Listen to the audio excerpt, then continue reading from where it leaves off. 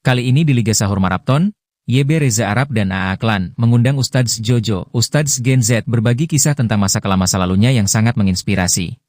Kalau gitu, tanpa berlama-lama, kita akan berbincang-bincang dengan pakarnya. Ya, pakar tuh pakar. Ustadznya kita-kita. Ustadznya kita-kita, ustadznya anak nongkrong. Langsung saja. Langsung kita panggil ya. Kita main bersama Mister alias dia, Ustadz Jojo.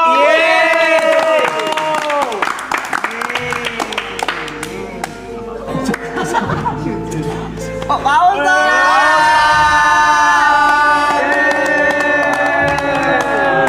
Assalamualaikum. Jojo. Ustadz Gen Z. Tapi Gen Z. Harus gini bagaimana? Bagaimana harus gini santai-santai. Bagaimana gini ya? Oh, Ustadz punten ya, silakan duduk. Yang nyamannya aja, yang nyamannya aja gimana? Yang nyamannya. Jangan pakai Ustadz tuh.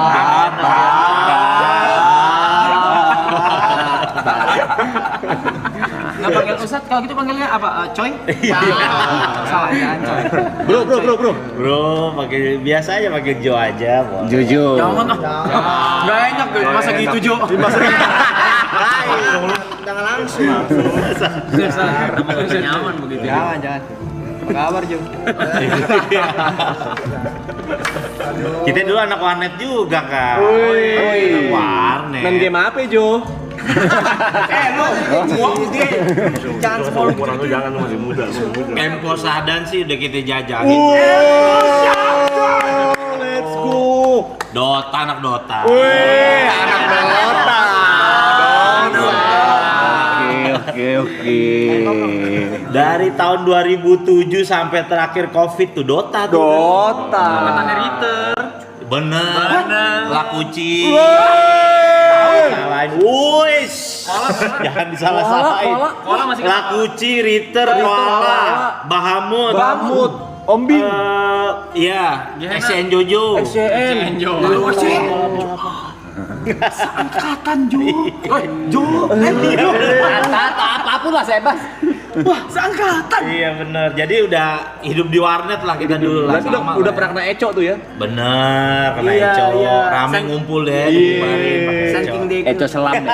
Saking dego. Koala coach saya Pak Ustadz. Oh gitu ya? Iya. Koala itu sampai main-main di mall-mall begitu gue ngikutin tuh. WCG. Bener. WCG ada. Bener, ada. Bener. Tapi kita pernah ini tahu Pak Ustadz pernah pipi sampingan dulu pas di mall. Ingat? Oh iya, yang Iya. hidrokoko kan? Iya. Kemarin. Kok memorimu pipi sampingan agak aneh sih. Agak aneh sih. Memori pipi sampingan. Memori. Warnet cuma main Dota. Main apaan kok? Dulu zaman main online Nexia. Dulu Oh mainnya, iya. Lebih tua lagi Itu tuh. lagi.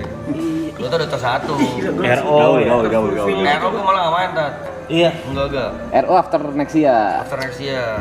Pokoknya dulu udah combo paling the best udah nyabu mau paket malam udah tuh. Salah dengar gimana sih? Kamu pakai malam. Ya emang gimana kita dulu sama kayak maksudnya kan. Cara nyapunya gimana? Nyapu sambil paket malam mungkin. bener. Nyapu ya. Nyarapan bubur, Nyarap bubur. Kan sampai jam 6 lah. Jam Jadi paket malam, Langsung happy hour, nyabu. Langsung nyari bubur, sarapan. Masa Bang Ustadz kita yang sapuin sih? Sekarang Ustaz disapu sih. Ribet banget.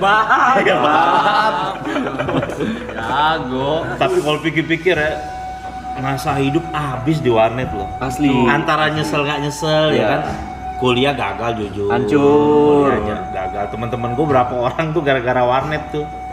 Saking gilanya main warnet sampai gue minta duit sama orang tua buat beli warnet, bayar warnet temen gue. Ya minta duitnya dengan cara yang halus dan akhlak anak gontor. Gimana tuh? Nyolong. Lu mau kasih duit gue gak? Masa dibawa dulu? Asli.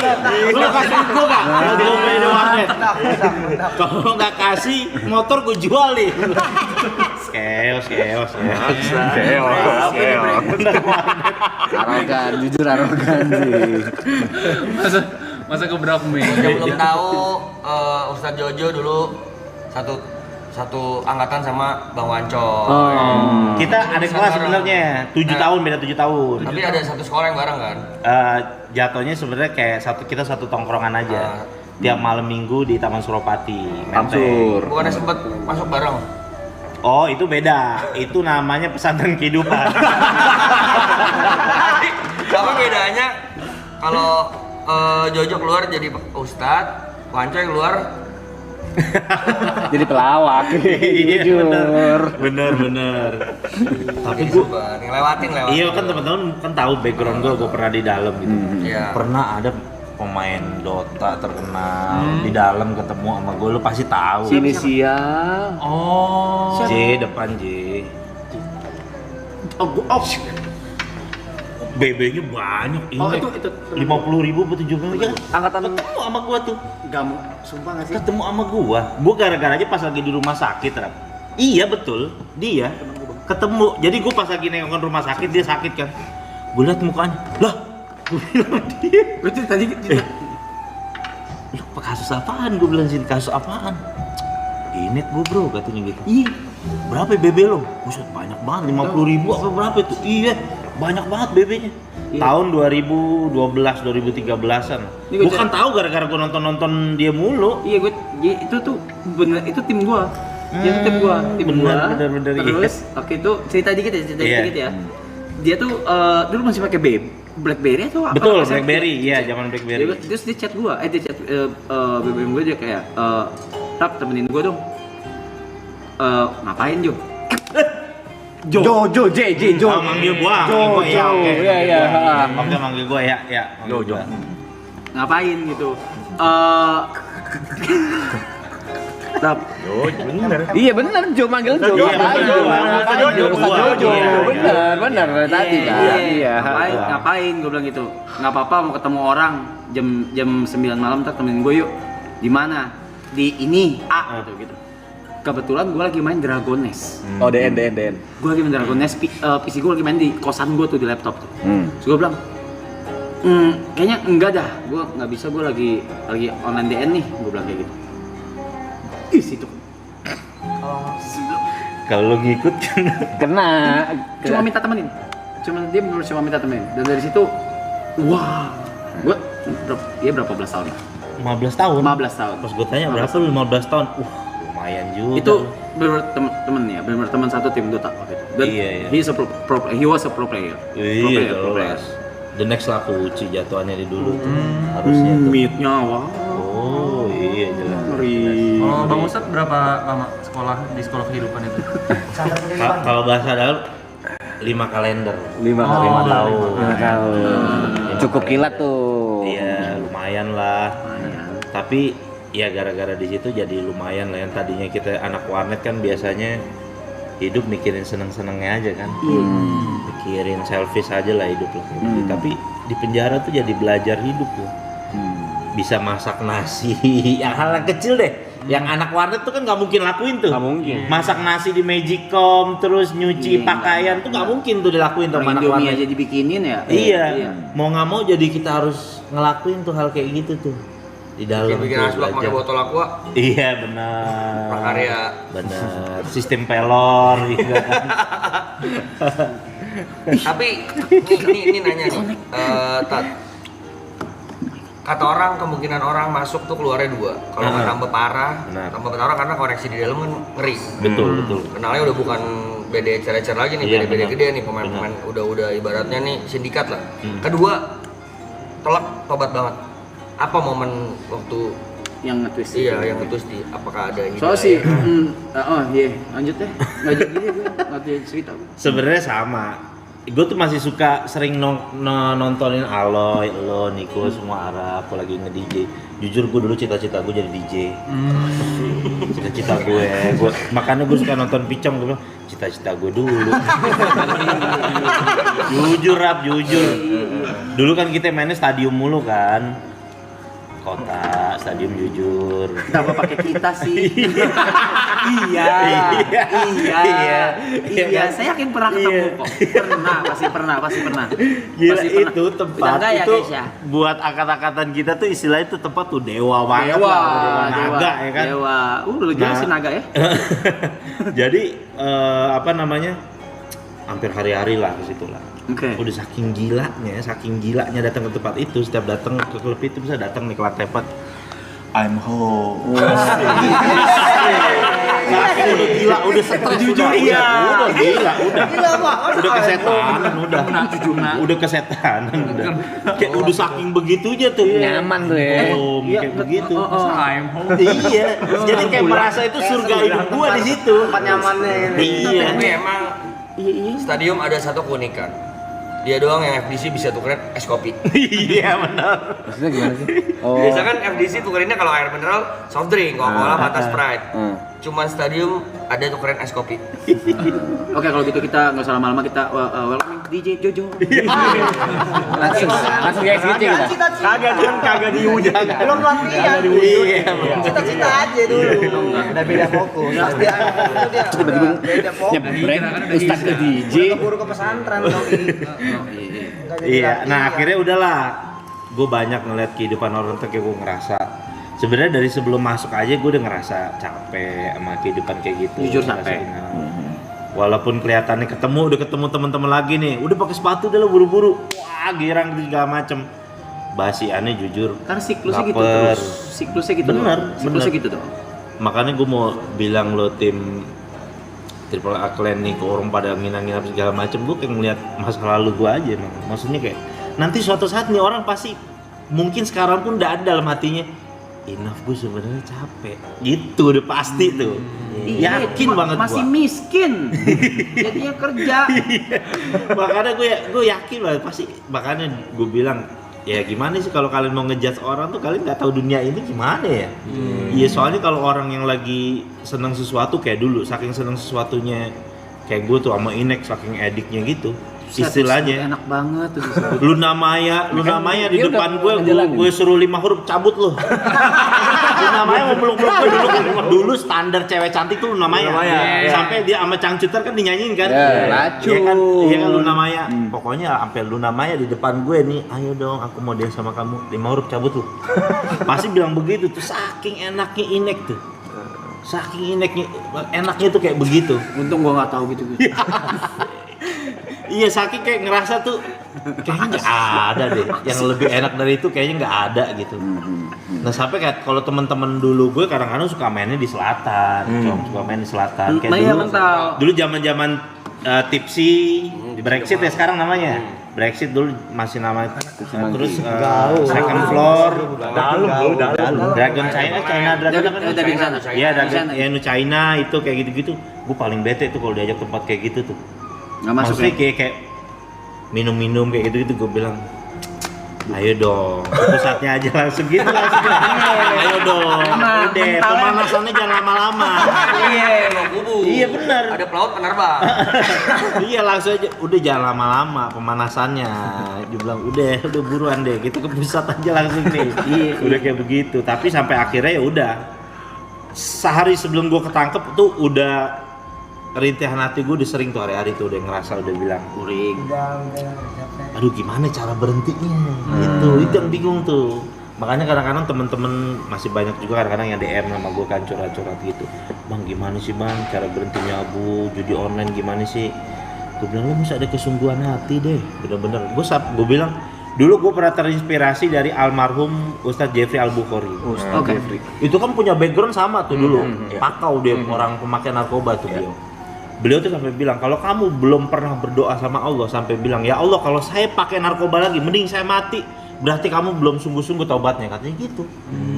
Jadi gue sampai berani doa kayak gitu, ya Allah kalau emang saya balik lagi kayak gitu, udah mendingan deh, saya mendingan mati aja deh. Nah, kata Ustadz Jeffrey Al-Bukhari itu, kata almarhum, kalau orang udah berani doa kayak gitu, berarti dia udah berdamai tuh sama dunia malamnya udah. Itu udah titiknya, udah gue selesai, gue udah nggak mau lagi dunia. Susah nggak Ustaz berhenti Ustaz? Susah, jujur susah. Adiksinya yang bikin berhenti susah. Jangankan begitu, ITC Ambas, tahu kan ITC Ambasador? Dulu kan di atas, di Carrefour kan atasnya suka jual-jual CD bajakan tuh. Iya. Itu nyetel lagu ini yang Freaks Stadium. Itu gue jalan sama nyokap gue masih bulu kuduk masih merinding. Iya. Pas gue bilang begini, wah kayaknya ilmu gue belum nyampe nih di sini. Akhirnya gue masuk pondok pesantren beneran di Jawa, belajar Itu agama beneran. atas kemauan sendiri atau dorongan? Ada dorongan ya tapi? Dorongannya tuh karena wah ini bahaya nih, gue masih suka suges denger lagu ginian. Bahasa suges memang suges. Iya, orang bulu kuduk sini merinding.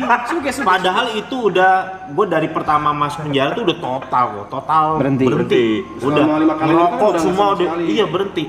Pas keluar, setelah keluar itu denger musik gitu masih begini, wah gue langsung, bukan gue nyalain situasi gue, tapi situasi keadaannya, tapi gue bilang ilmu gue belum nyampe, masih lemah nih gue nih, kayaknya gue mesti pindah ke satu tempat yang gue mesti belajar sama orang-orang baik nih. Sampai bener-bener pulang dari pesantren hilang tuh rasa, itu bener-bener hilang. Suges tadi tuh. Suges itu hilang, cuma ya kan kadang-kadang gedeknya kalau ngeliat teman lama giginya gini lagi ketemu. Kan namanya kita belajar agama nggak boleh sangka buruk sama orang. Iya kan? Maksudnya apa itu? Nggak ngerti saya. Iya, jadi kayak nggak usah di ngertiin gitu. jadi iya, kadang-kadang kan banyak tuh juga tuh artis-artis yang kegap kan disorot gitu kan, giginya gini-gini lagi kenceng lah gitu istilahnya kan. Nah, ngerti. Nah itu kadang-kadang kita tuh bingung, aduh kenapa sih kita tahu hal yang gini kan jadi ngeri sangka buruk sama orang gitu. Oke, takutnya udon jatuhnya ya. Jangan kan begitu waktu di dalam. Kan ada program pesantren kilat tuh. Ada tuh salah satu ustadz, ngaji Al-Qur'annya Masya Allah, canggih banget katanya. Dulu nih Pak Ustadz ya, sebelum mau khotib Jumat, mau khutbah katanya, narik dulu katanya. Maksudnya begitu. Biar ini. Ini cerita dia bener, katanya baca ayatnya ngelengking katanya. Serius kok, itu Ustadz yang aja di dalam ceritanya begitu. Gue bingung respon Iya bener, ini tuh cerita nyata. Maksudnya dia ngasih tahu jangan dicontoh ya. Kan jadinya kadang gede-gede kita takut-takut ntar ngelihat Ustadz abis makan rujak di kepedesan begini, ntar kita takut sangka buruk kan. Pikiran kita takut, nih Ustadz bisa narik nih gitu. Kan bahaya juga tuh gitu. Gue gak tau mau respon apa men. Gimana sih? Iya. Waduh pokoknya macem-macem lah, penjara tuh mengajarkan gue kehidupan yang udahlah pokoknya lah luar biasa banget lah.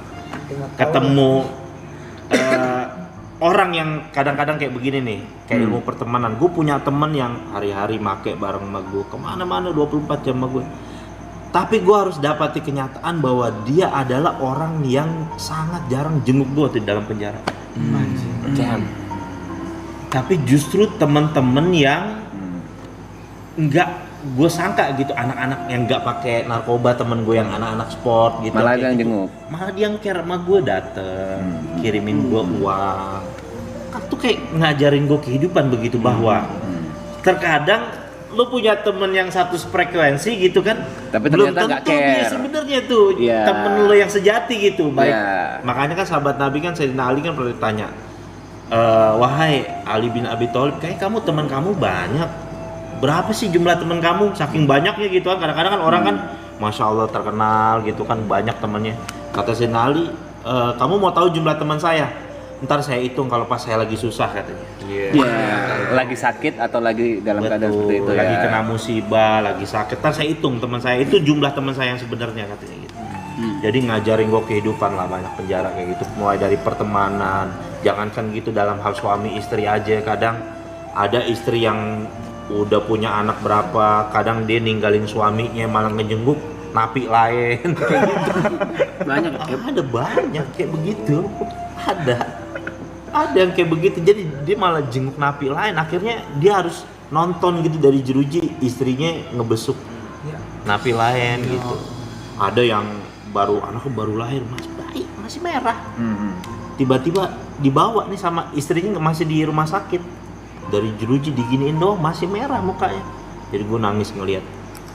wah iya sebenarnya kehidupan keras juga gitu. Karena gue selama ini kan mikirnya hidup happy aja, hedon aja. Gimana ceritanya tiap malam bisa berangkat, itu aja udah otak udah. Iya kan? Jadi pikirnya gimana sih sebenarnya hidup? Nah, di penjara lah tuh banyak belajar hidup lah tentang kehidupan. Kecanduan berapa tahun? Stop. Kecanduan. Ini nggak nyandu.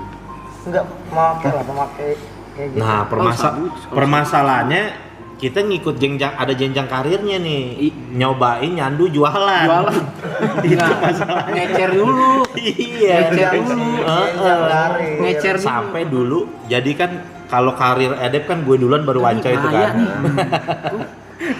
Ini gue ini nih apa sih gue sama soalnya jadi kalau suka keceplosan sorry banget dah.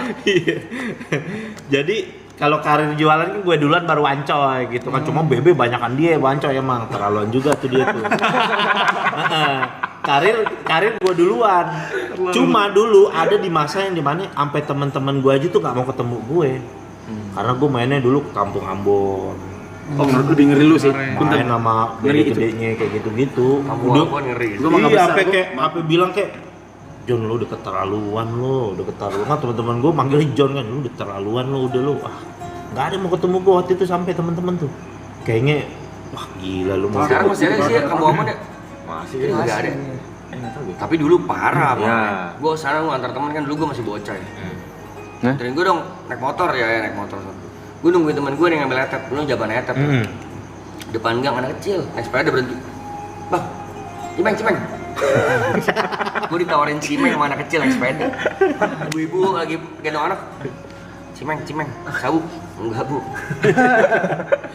Tapi sekarang nggak tahu ya, karena kan kemarin sempat ada berita ditabrak gede tuh ya. Iya benar. Ya mudah-mudahan deh kayak gitu-gitu deh. Tapi dulu sih emang Bronx Jakarta emang komplek Ambon. Makanya kadang-kadang juga Mabes. Iya, jadi pelajaran juga buat kita semua juga apalagi orang kadang-kadang kan kalau karirnya lagi naik diujinya sama yang begitu-begitu tuh. Dunia. Udah dikasih baik rezeki yang baik-baik gitu kan.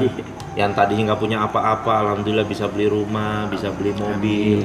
Mulai kegoda lagi sama dunia-dunia gitu, ya kan? Karir dia ntar hilang kayak gitu, nggak mikir panjang. Bahkan kadang-kadang yang paling sedih sih ngelihat orang tua sih sampai kayak bahasa kamu tuh seperti ngelemparin tahi ke wajah orang tua kamu gitu kan. Jadi sampai kayak bahasanya kayak gitu loh, kayak jadi anak tuh jadi kayak ngerasa gak guna banget dah kayaknya hidup gua dah gitu, sampai kayak ada rasa hopeless juga. Tapi ya akhirnya gue di dalam malah untung ikut jalurnya gue belajar agama karena gue dari dulu paling alergi sama agama gitu maksudnya. Kayak gue nyari kedamaian tuh di mana ya gitu gue mikir-mikir. Ya emang enak nih ini datang ke diskotik nyabu kayak gitu. Tapi kan kalau udah basian nih baper pusing mikirinnya, duit kadang habis, ya kan. Terus jadi sebenarnya gimana sih hidup yang damai? Apalagi gue hidup di daerah Manggarai itu, yang tawuran mulu notabene. Iya lagi. Saking seringnya tawuran, Manggarai itu penggambarannya tau nggak apa? Jadi kalau habis tawuran nih, udah selesai nih pas mau balik ke kampung kita masing-masing, tuh ibu-ibu udah nyiapin nutrisari es tuh, ayo minum dulu. support ibunya, ibu-ibunya pos 5 jatuhnya. Ibu-ibunya kan pos 5 ibu-ibunya, naruh support ya, buka hutan, Masih langsung. CM oke sih. Belum usaha dia. Kan kocak tuh kan, orang tawuran bukan dinasehatin sebagai orang tua, malah jadi pos 5 dia. Wah gak beres. Tapi tanya kan pertama kali masuk hari pertama nggak mungkin langsung ke agama kan? Di dalam itu apa ya? Ada shock terapi. Maksudnya di titik apa kayak akhirnya mau belajar agama waktu pertama kali dalam 5 tahun pertama itu? Awal dulu masuk deh nih ya. Jadi kalau orang baru masuk penjara itu ada shock terapinya biasa dari Palkam kan, Palkamar kan. Jadi waktu itu kita pakai celana boxer nih. Pakai celana boxer bener-bener kan masuk nggak boleh pakai celana panjang sama sarung, sering dipakai buat bunuh diri kan orang di penjara kan. Ya kan. Kita masuk tuh. Pas masuk ke dalam sama Palkamnya di teror gue 3 orang. Buka lu celana lu katanya gitu. Wah, dulu kalau dengar orang di penjara sering dimonon, ini kali ya. Ini momennya nih. Iya kali, datang. Buka celana lo begitu. Gue bilang, bang ayo bang berantem sampai mati deh. Gue bilang, gue balik badan begini. Boleh juga nyali lo kata pal kami gini. Berantem aja deh bang, daripada lo harus beginiin gue dah. Gue bilang, kenapa nih? Gue harus apa nih? Ya kan buat adat istiadat penjara gue harus gimana nih? Ya udah lo bawain makanan, lo bilang keluarga lo nih buat gaulan gitu-gitu kan. Akhirnya udah tuh aman. Nah disitulah gue mikir hidup. Tiba-tiba gue nontonin orang sholat di depan. Jadi kan istilahnya nih ruangan kotak nih. Kita nih. Kalau berapa orang di dalam? itu ruangan kecil banget tapi kita harus pernah tuh 33 orang. Belum pindah tapi kan. Waktu itu yang waktu awal-awal tuh belum pindah. Belum. Kan? Iya kan masih yang nempuk itu kan. Iya, kita tidur sampai kayak mayat begini tidurnya. Iya. Aduh, saking ini bantalnya pakai aqua galon aqua gelas yang aqua botol yang air setengah kayak gitulah. Harus kayak gitu. Nah, gue udah ngeliat orang kok sholat tuh pada adem banget gitu ya ngeliat. Terus langsung gue mikir apa jangan-jangan ini nih kayaknya yang belum pernah gue cobain di dunia nih gitu. Ini kali ya, jangan-jangan ini kali jawabannya. Mulai deh tuh gue tanya-tanya, belajar. Akhirnya ya udah gue tertarik lah. Mulai dari situ gue belajar agama, fokus dan gue benar-benar berusaha untuk ninggalin hal itu. Tapi ya ujiannya berat. Gue malah ditempatin di blok tuh yang baru masuk blok pas masuk rutan Salemba aja. Itu baru masuk kamarnya pal kami itu udah ada bong sabu banyak orang main judi sama TV-nya layarnya PCD BF. Gila. Triple kill haramnya tuh. Triple kill haramnya. Judi iya, narkoba iya, film BF lagi. Triple kill haramnya. Jadi pas gue masuk perasaan gue berdoa pengen minta dijauhin dah dari lingkungan yang kayak gini. Kenapa malah dideketin? Ternyata ya emang itu ujiannya gitu. Supaya istilahnya sampai gue pengen dimatiin kali rasa gue ngelihat kayak gitu jadi biasa aja gitu kali ya. Nah akhirnya karena ngelihat gue masih muda dulu kan akhirnya ada tuh bapak-bapak yang masjid sebelah manggil ini anak muda nih di kamar ini aja kita jangan di kamar situ tuh sering pada make orangnya ntar kesian. Nah rata-rata bapak-bapak deh tuh yang suka-suka ke masjid. Dari situlah gue suka diajak-ajak, dibimbing-bimbing. Nah disitulah gue udah mulai belajar agama. Temen gue yang busuk-busuk kayak si Wancoy, semua tuh pada besuk. Udah mulai lihat perubahan gue tuh. Gue alhamdulillah gue cerita-cerita kan sama mereka. Gue kayaknya udah nemuin satu yang berharga nih dalam penjara. Gue nemuin kedamaian.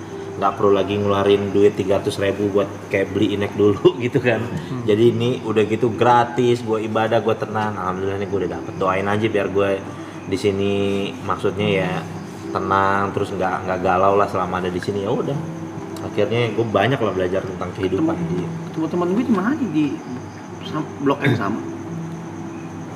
Gue ketemu dia pas lagi di rumah sakit. Dia lagi sakit tuh waktu itu. Gue lagi jenguk orang sakit. Pas gue di sampingnya, oke gue kenal di tampangnya. Gue lihat kan gituan namanya kan, bener. Oke bukan di blok. Iya bukan. Langsung gue tanya, di dalam masih main Dota tuh dia tuh. Gue nggak mau ngomong. Dia cerita sama gue masih suka main Dota tuh. Masih Dota 1 ya? Iya Dota 1 masih Dota 1. Iya. Dia cerita tuh di dalam. Itu gue di dalam macem-macem lah. Gue bareng juga sama waktu itu John K waktu itu. Bareng sama John K gua. Umur berapa Stat pas itu? Waktu itu gue umur 22 tahun tuh. Masih 22. Gue ngelihat pertama kali gue ngelihat kalau kita kan tahu di TV doang John K. Gue ngelihat John K lagi nagih utang sama orang. Gue ngelihat secara live tuh streaming langsung tuh. Benar, nggak salah. Itu orang ditagih sama itu sampai sujud-sujud lu ke tanah lu. Kata si John K kan gini. Bayar utang lu, kira utangnya berapa? 2M utangnya, nggak tahu utang apaan tuh. Utangnya 2M. Bayar ke utang lu? Gue mending bunuh kucing daripada bunuh lu ya, katanya gitu. Wah gila serem banget. Orangnya petengkurap tuh di tanah tuh. Gue bilang serem juga Om John. Serem juga Om John. Iya. Ngeri boleh sih. Akrab Om John sih akrab. Iya, tapi baik dia di dalam rap. Biar gak begitu. Kadang-kadang dia tiap pagi tuh suka sedekah nasi uduk 300 bungkus. Buat napi-napi tuh, dia tuh panggil, mana sini? Tukang nasi uduk, kumpulin, bagi-bagiin sama dia nyalakin api, baik dia. Baik. Iya. Kan banyak juga tuh dia kan tim-timnya kan yang Jagain. pas case-nya dia itu. Ya pokoknya di dalam penjara ya banyak lah belajar kehidupan lah. Tapi ada seru-serunya nggak saat di penjara? Maksudnya apakah apakah seserem yang diomongin orang, dibayangin orang gitu? Apa tuh? Di dalam sana gitu. Apakah ternyata tidak semenyenangkan itu apa gimana gitu? Kalau gue ngeliatnya lebih jadi kayak gitu tuh amal perbuatan dia selama dia hidup di luar ternyata itu. Jadi di luar makin iya. parah, dalam di luar. Iya, kalau di luar tuh dia sering jahat sama orang, di penjara dia sering dijahatin sama orang. Jadi gue sering ngeliat penampakan kayak gitu tuh.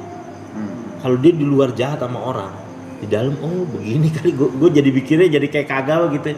Oh ini kali maksudnya kalau ada kehidupan akhirat tuh orang jahat di dunia dibalas di akhirat. Di penjara aja gue diliatin tuh kayak gitu tuh.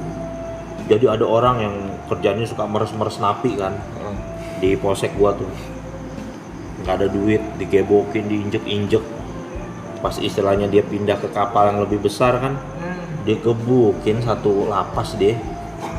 Mukanya apa nggak kelihatan kayak gitu. Oh begitu ya penggambaran yang gue lihat tuh. Orang jahat tuh belum lagi di akhirat, di dunia aja tuh dibales gitu.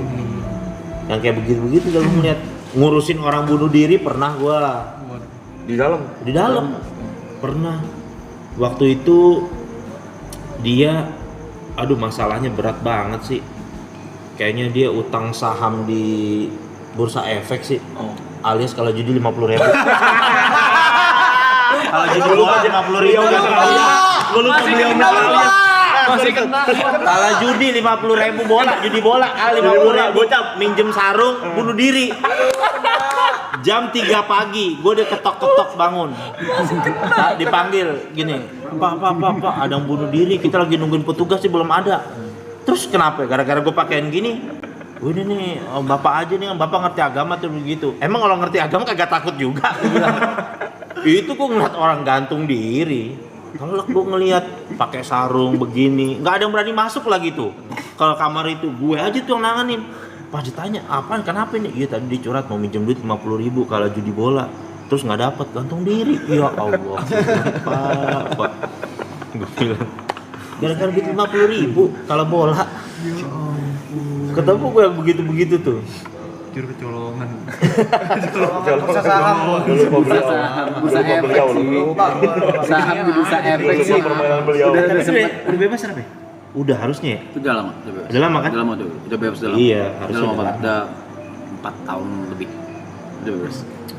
Tadi Bang Ustadz kan sempat berarti kan 5 tahun, 5 kalender kan di pesantren kehidupan itu kan. Abis itu yang ngedalemin ke tadi di Jawa ya? Iya, ngedalemin ilmu agama pesantren. itu berapa lama lagi tuh durasinya? Nah, waktu itu pas setahun setelah after itu ke Magetan deh.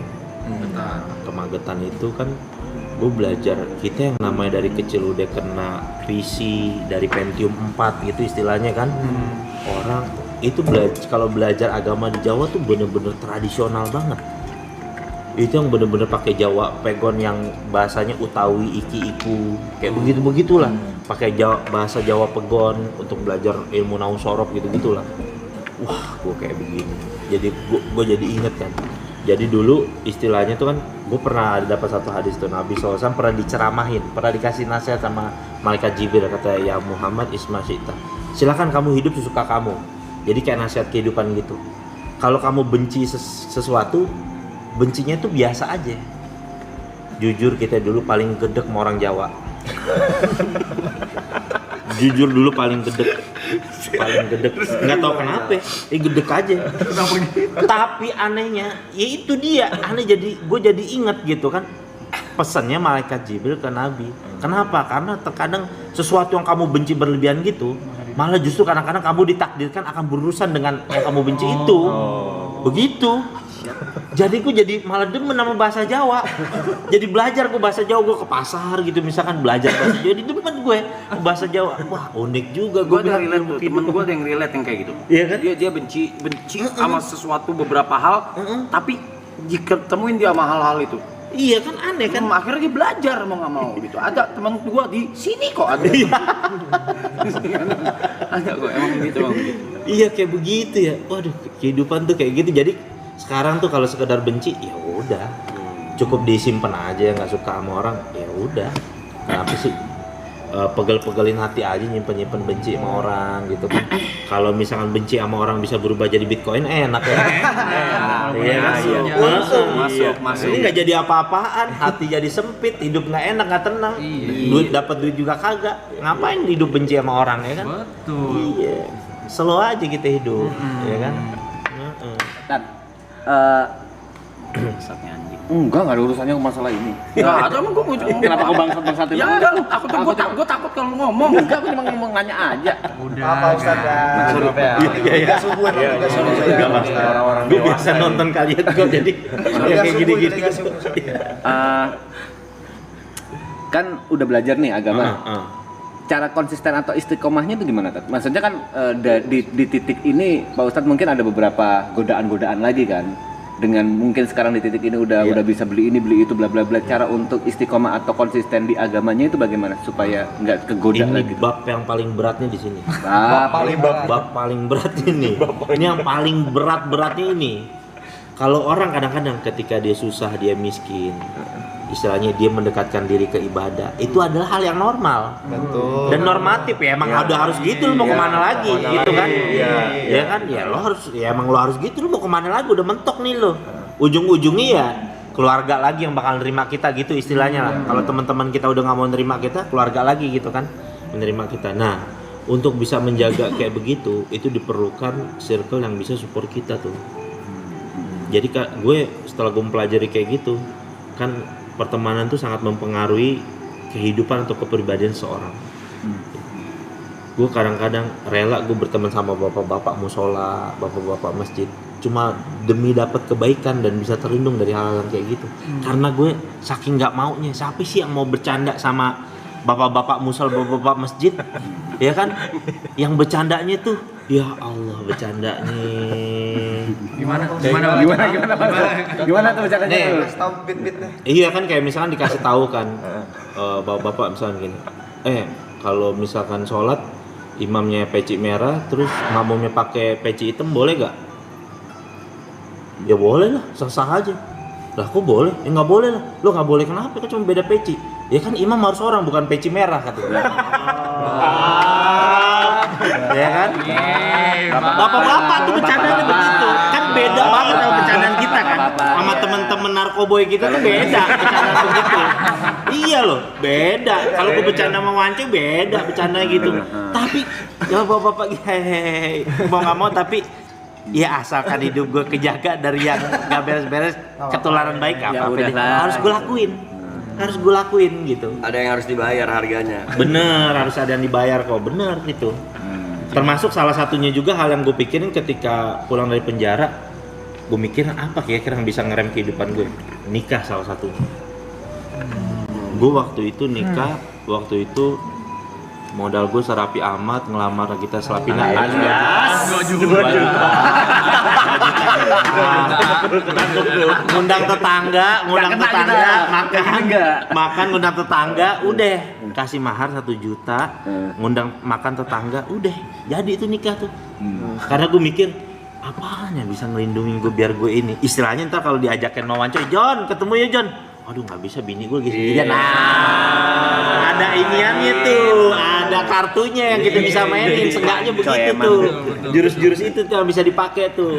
Jadi kayak begitu. Tapi tuh nyari jodohnya lama? Enggak lama sih. Nah uniknya tuh, gue udah kenal sama istri gue tuh di dalam penjara. Jadi istri gue itu dia Tadi orang tadi apa yang visitin itu masih itu jenguk napi lain. Iya, jadi ada salah satu saudaranya dia. Salah satu saudaranya dia di rumah sakit itu. Tiba-tiba dia jenguk saudaranya itu. Dan gue ketemu di situ. Akhirnya gue ketemu sama orang tuanya, gue bilang dengan PD-nya gue status as a napi gitu kan, bilang gue pulang nih mau nikah, mau nggak anak lu ntar gue nikahin. Iya alhamdulillah, percaya aja gitu. Ya percaya aja, padahal kan orang yang harusnya mikir kan, lu background lu napi gitu kan, siapa sih orang tua yang mau nikahin anak yang menapi gitu loh, logikanya kan begitu tuh. Tapi ya emang gue nggak punya siapa-siapa, tapi gue punya Allah gitu aja. Gue berdoa, ya Allah tolong deh. Ini salah satu-satunya juga cara yang biar gue nggak balik lagi sama dunia gue yang dulu. Gimana ceritanya? Biar kata gitu, ada juga teman gue masih tuh ngajakin gue tuh. Gue lagi mau ceramah di masjid pakaian kayak gini, telepon.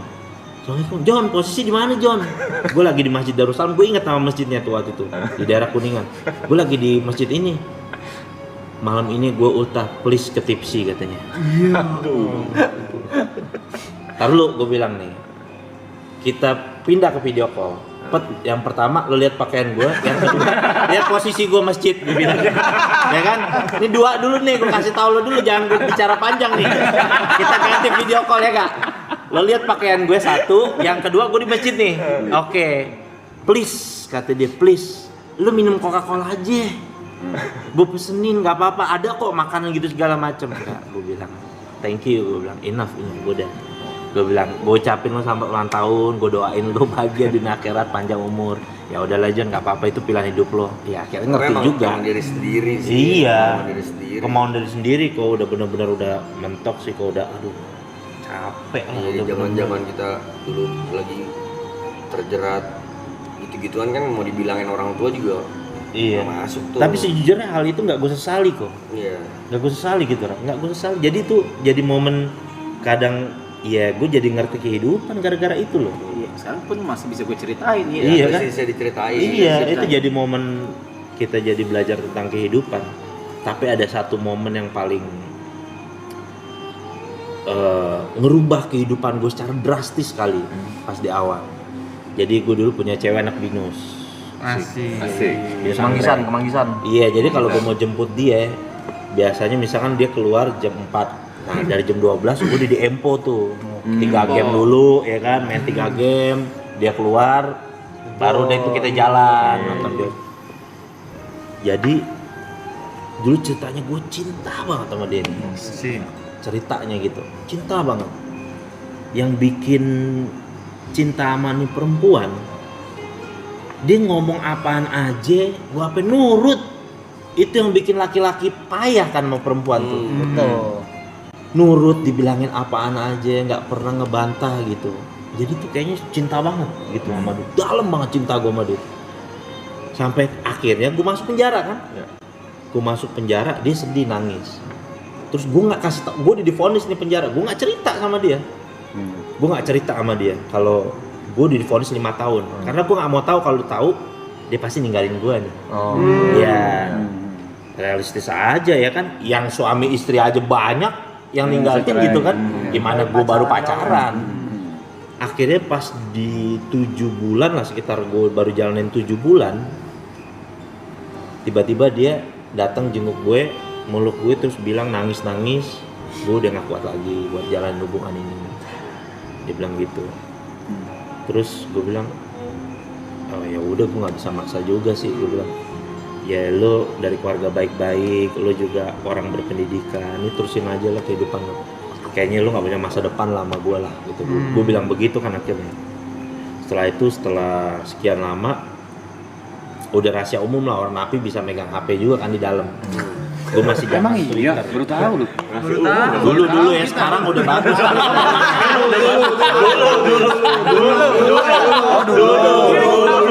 Ini gue pengennya itu dulu ya. 15 tahun lalu. Sekarang udah bagus. Temen gue juga udah ketat lama. Ketat. Dulu emang kayak ngobrol memang. Bebek Gemini gue inget HP. Iya, Sekarang mah udah bagus, Bang. Iya bener. Nah suatu saat gue buka Twitter, ngestok dia lah. Gue lihat dia udah sama cowoknya yang baru. Dulu Twitter. Ini posisi Di dalam kan? Di dalam. Di dalam. Dalam dong. Tadinya gue udah berusaha ikhlas, tapi ternyata karena gue terlalu cinta banget sama dia, jadi sakit gitu kayak hati gue tuh. Sampai pernah gue ada ajang-ajang kayaknya mau bunuh diri aja lah. Dunia ini kayaknya udah nggak Adil. umur 22 divonis 5 tahun penjara. Ya kan? 27 ya. Di kampus gue ngirim surat DO. nggak di DO dari kampus sudah otomatis. Cinta sama perempuan ninggalin gue, apa lagi nih tujuan hidup gue nih kalau udah begini, apa lagi yang gue harapin kan. Tapi gara-gara itu gue jadi belajar, ternyata kesalahannya bukan di perempuan itu, kesalahannya adalah gobloknya gue punya rasa cinta berlebih sama itu perempuan. Itulah yang jadi bikin gue tuh tersiksa sama dia. Jadi semenjak saat itu dia ngajarin gue cinta sama orang udah biasa aja udah. Kita sayang sama orang nih, gue berbuat baik karena berbuat baik itu ajaran agama. Yaudah, gue sayang malu. Gue pokoknya gue gak mau terlalu cinta sama manusia. Sejak saat itu dia ngajarin satu ilmu yang paling besar dalam kehidupan gue. Gak pernah mau lagi gue. Bahkan sama anak istri gue gak mau terlalu cinta. Cuma ya aku akan berbuat kebaikan buat kamu, buat apa? Karena rasa sakitnya tuh gue masih ingat sampai sekarang gitu. Damn, kenapa sih gue harus terima kenyataan jauh dari dia? Kenapa sih gue harus kehilangan dia? Tapi dari situ ternyata setelah gue renungin, yang salah tuh bukan takdirnya, bukan dianya, tapi rasa cinta yang gue bikin terlalu berat itu ke dia. Itulah yang nyiksa gue.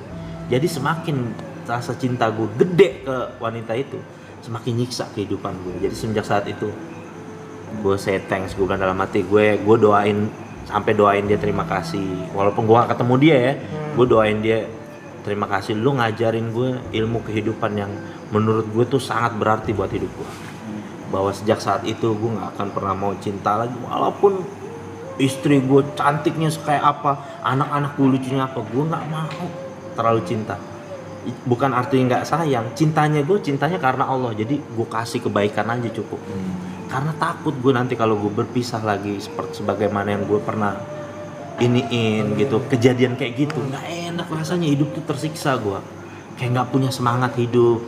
Jadi kayak kesan kok cemen amat jadi laki-laki gitu, kayak gue goblok banget gue jadi laki-laki kok. Tapi kan nggak bisa nyalain, nggak bisa dibikin-bikin. Gue pengen ngilangin perasaan ini nggak bisa gitu, gedeknya gitu. Makanya kadang-kadang banyak orang tuh di dalam tuh yang kayak gitu ditinggal istri, mereka tuh sampai mau bunuh diri itu begitu. Karena mereka bingung, gue mau ngilangin ini nggak bisa, gimana sih caranya gitu. Itu selama 7 bulan, kan itu baru ditinggalin setelah 7 bulan. Selama 7 bulan Ustaz bilang ke ceweknya apa? Kan dia pasti nanya kan berapa lama di dalam gitu. Nggak gue bilang, nggak gue jawab. Nggak gue jawab soal vonis gue. Lain topik. Tapi berapa lama Udah makan? di penjara? Udah makan? Tapi cara ngontrol, cara ngontrol cinta biar biasa aja gimana? Kan cinta nggak bisa dikontrol. Iya memang, tapi seenggaknya kita sering-sering berbuat kebaikan sama dia. Jadi artinya juga kita bisa tahu menahan diri bahwa kita itu, apalagi kita nih belum suami istri, kita kan ada kemungkinan berpisah karena nggak jodoh sama dia. Yang kedua ya macam-macam lah, berpisah karena pindah alam gitu, atau berpisah karena ada 1 dan 2 lain alasan yang nggak bisa kita bersama-sama. Jadi artinya itu ada sesuatu yang nggak bisa kita lewatin dalam kehidupan dunia ini yang dinamakan takdir. Makanya kan dalam Islam tuh kan ada rukun iman yang ke-6 kan, beriman kepada qada dan qadar, pada takdir baik dan takdir buruk. Jadi harus kita jalani gitu. Jadi ya udah, kalau memang kayak ada, abis itu ada temen gue perempuan, jadi beda deh, banyak barangnya. Terus dia kan udah punya suami. Karena gue udah tahu itu, ya gue dulu temen lama gue nasihatin dia dong. Wah, gue seneng banget katanya suami gue baik, perhatian banget sama gue. Gue dalam hati langsung gue gituin kok, langsung. Saran gue dari sekarang lo kurangin rasa cinta lo sama suami lo. Gue bilang dari sekarang lo kurangin. Kagak, alhamdulillah John, laki gue John baik banget, perhatian, mau nungguin gue segala macam. 7 bulan kemudian nikah lagi sama perempuan lain. dan dia sakit hati, akhirnya apa ya? Belok gara-gara gitu. Kan tapi kan gue udah pengalaman nih soal kayak gini dari awal. Mendingan udah lu kikis, bukan berarti artinya udah kita udahan aja, enggak. Jadi artinya kalau memang dia setia, alhamdulillah. Kalau enggak, lu dijaga-jaga nih, udah punya bumper nih. Dengan kata lain mungkin nurunin ekspektasi. Bener kok, kayak begitu kok. Secukupnya. Diturunin ekspektasinya gitu. Gak enak asli lu punya perasaan kayak gitu. Hidup tuh Gua aja waktu itu akhir lari ke ibadah aja, hati masih nggak tenang loh. Tuh gua bingung tuh. Aduh, ini gimana sih ini ngilangin gitu, kayak orang linglung gitu. Gimana sih ini ngilanginnya? Caranya bikin kesibukan, kepikiran lagi, ntar sedih lagi. Udah gitu, yang paling gedeknya kan harus terima kenyataan. Gue nggak bisa ketemu dia nih, kealingan jeruji gitu, ya kan? Itu kan gedek tuh artinya tuh. Akhirnya Bang Ustadz buat proses penerimaan keadaannya tuh berapa lama dan gimana caranya, itu kan berarti kan baru jalan 7 bulan ya kan, habis itu dalam penjara, itu frustasinya pasti kan berulang-ulang kan prosesnya. Betul. Terus titik apa tuh yang atau kejadian apa yang bikin yang kayak sadar gue bego banget nih gue gitu, kayak gue ikhlas deh gitu. Semenjak pas ketemu istri gue itu, akhirnya setelah, tapi itu lama ya, 1,5 tahun lah setelahnya.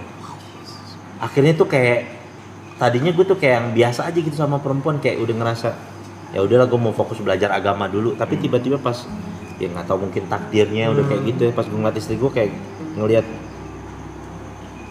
mudah-mudahan bisa jadi inian gue lah gitu, pelipur hati gue, dan ini jawaban, dan dia juga baik dan sifatnya tuh jauh lebih baik dari perempuan itu, pokoknya lebih lah. Dan gue kayak jadi kayak merasa menganggap bahwa ini Allah kasih bini gue yang ini kayaknya jawaban atas gue ditinggal sama perempuan yang itu gitu. Karena dikasihnya yang lebih baik, jauh lebih baik dari segala-galanya gitu. Jadi gue mikirnya semenjak saat itu, tapi gue overall gue merasa terima kasih terhadap tuh perempuan, udah ngajarin gue ilmu kehidupan yang sangat berarti banget. Belajar lagi tuh ya. Oh iya jelas kok, itu mah dalam banget itu. Dan selama prosesnya harus ikhlas dulu.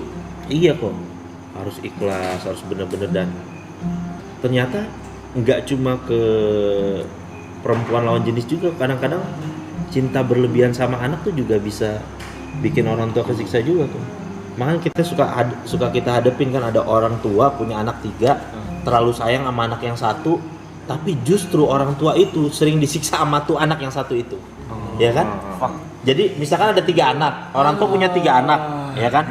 Orang tua punya 3 anak, yang 2 nih anaknya berprestasi segala macem, yang 1 nih anaknya nggak karu-karuan nih, ya kan? Karena terlalu cinta orang tuanya sama ini, malah justru yang anak gak karu-karuan ini sering memberikan ujian kepada orang tuanya. Malah yang 2 anak yang nggak dicintai inilah hidupnya malah bikin ketenangan buat si orang tua itu.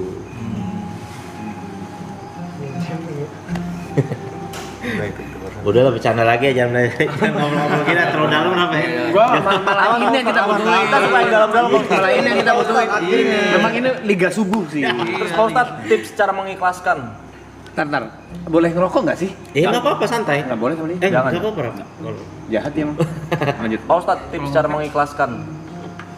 Mengikhlaskan itu yang pertama, ya itu dia, kalau gue belajar dari ilmu agama yang gue hari ini, bahwa kita nggak akan pernah bisa lari ya dari yang namanya takdir.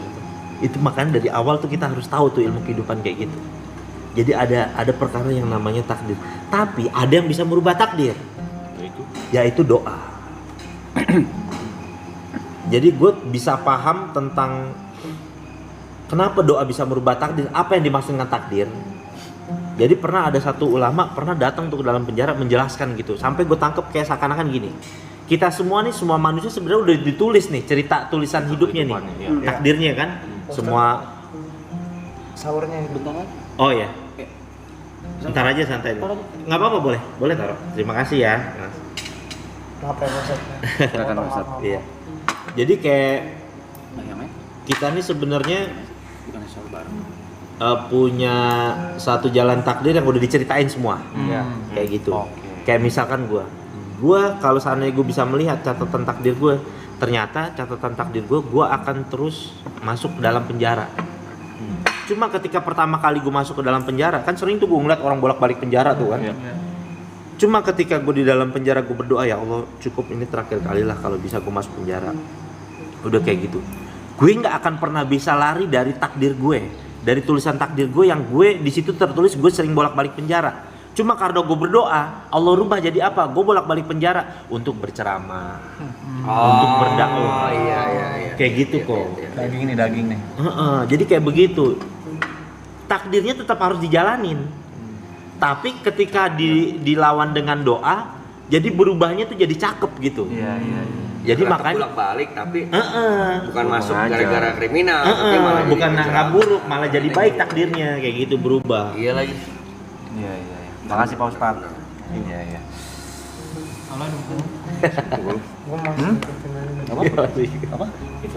Kayak kita bicara yang lebih santai lagi nih, Iya. Ustadz Jojo. Bagaimana menyandang gelar Ustadznya Gen Z? Aduh.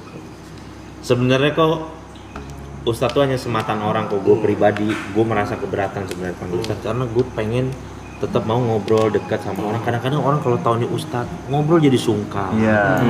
Harus mah Perlakuan Joa kayak aja gitu. ya kan? Iya, maksud gue juga ya udah kayak gini aja. Maksudnya biar enggak, maksudnya gue pengen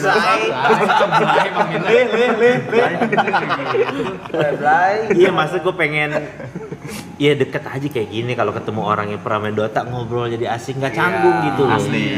Jadi pengen ngerasa deket juga sama orang gitu Karena kan. mungkin kalau yang gue lihat ya Tat, ini kan cara pendekatan ya, pendekatan persuasif orang kan beda-beda. Ada yang mungkin pemuka-pemuka agama yang serius. Iya. Kalau dia lagi berceramah, mungkin kalau seiring perubahannya zaman, nggak tahu benar atau enggak, nggak tahu baik atau enggak, ada juga mungkin pendekatan-pendekatan lain yang kayak sekarang ngobrol jadi temen, kita ngobrol juga lebih enak, tapi dengan tetap tuh dengan bumbu-bumbu kebaikan-kebaikan yang Isinya. iya, ada isinya.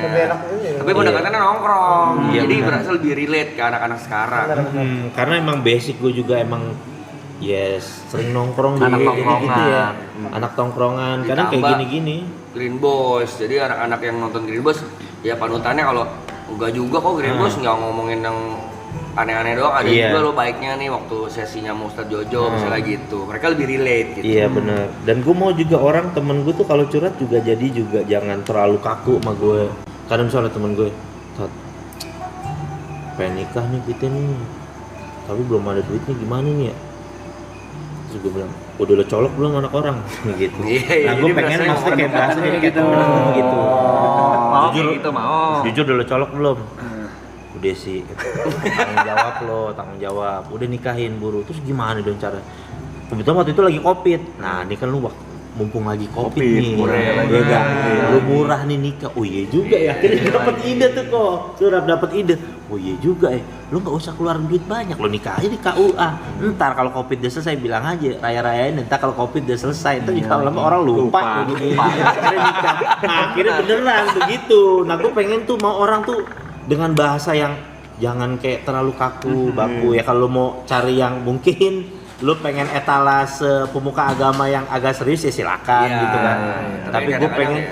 gue pengennya yang ya pengen deket aja sama anak muda gitu, karena gue tahu background kehidupan gue dulu kurang lebih ya sama lah anak-anak game kayak gitu ya, umumnya mereka lah gitu. Dikemasnya lebih fun, lebih nongkrong, mungkin bener. mereka lebih berasa ya anjir gue nggak perlu, tetap yang disampaikan harus yang benar, tapi nggak perlu terlalu yang serius banget dengerin apa tuh ceramah. Kayak nongkrong juga ada kok, ini ada hikmahnya, ada isinya gitu. Nah terus kok di posisi gue dulu, gue terkadang jadi ingetnya apa? Gue tuh nggak tahu harus kemana dulu, mencari kebaikan tuh kemana. Itu yang bikin gue tuh, kenapa gue pengen deket sama teman-teman kadang-kadang masih suka minum, pakai narkoba gitu. Karena dulu ketika itu gue nggak tahu gue harus kemana. Siapa sosok orang yang harus gue cari, yang bisa ngajarin gue kebaikan. Makanya gue lebih sistem kayak jemput bola, datang mereka, biar gue pengen ngasih tahu. Gue kasih, iya begini nih pengalaman hidup gue, lu begini, udah deh lo kerjain lah gitu. Lebih pendekatannya banyak, walaupun orang itu non muslim banyak yang curhat ke gue. Gue kasih tahu pendekatannya kayak lu sama orang tua punya masalah nggak? Kalau setahu gue nih, kalau di dalam ajaran Islam biasanya karir orang, kehidupan seorang anak itu ada hubungannya dengan hubungan dia sama orang tua, kayak gitu-gitu. Paling kalau dia non muslim gue kasih tahu tuh kayak gitu. Coba lu perhatiin lagi hubungan lu sama orang tua lo, kayak gimana tuh hubungannya. Iya sih bang, gue sama orang tua gue nggak begini gini. Ya udah, mulai sekarang lo perbaikin mulai dari sekarang kayak gitu. Terus yang paling banyak sih ya kecanduan judi online ya. Kecanduan judi online tuh paling banyak sih, orang yang curhat sama gue tuh paling banyak. Dan itu sampai sekarang gue masih belum nemu formulanya. Susah banget itu. Kalau narkoba gue udah kasih tahu jauhin teman-temannya gitu segala macam. Kalau judi online kan dijauhin temen tetap punya perangkatnya sendiri. Itu kan repotnya kan? Berat tuh. Sendiri sih coy. Iya, sendiri gabut. Iya dia sendiri. Sampai pernah ada orang datang curhat sama gua, dia bilang gini, Ustaz, aneh izin mau curhat nih, dia bilang begitu. Oh iya gimana itu? Aneh kecanduan judi online nih, Tat. Jujur udah ratusan juta habis, mobil udah kita jual, motor udah kita jual, ini juga nih sisa motor, ini juga BPKB udah sekolah, Tat, kata gitu. Habis-habisan deh kita. Ketika mendengarkan gitu, itu hal biasa bagi gua gitu kan, maksudnya yang lain juga cerita kayak gitu. Cuman dia bilang, tapi plot twistnya nih Stat, gue guru ngaji kata dia. Dia guru ngaji. Ngaji. Dia bilang, gue setiap ngajarin anak kecil ngaji Stat dikasih amplop. Gue minta anterin murid gue ngedepo di ATM. Sampai sudah kecanduan segitunya. Tapi nyandu sih, memang nyandu. Iya parah, guru ngaji aja nggak selamat. Emang tuh lubang jalan kecil ya, tapi rumah masuk tuh. Iya. Rumah masuk tuh. Dia sampai udah sampai di titik kalau setiap punya uang atau apa kerja nih gajian dikosongin tuh ATM-nya tuh biar nggak buat ngedepo gitu segala macem, dikosongin mulu.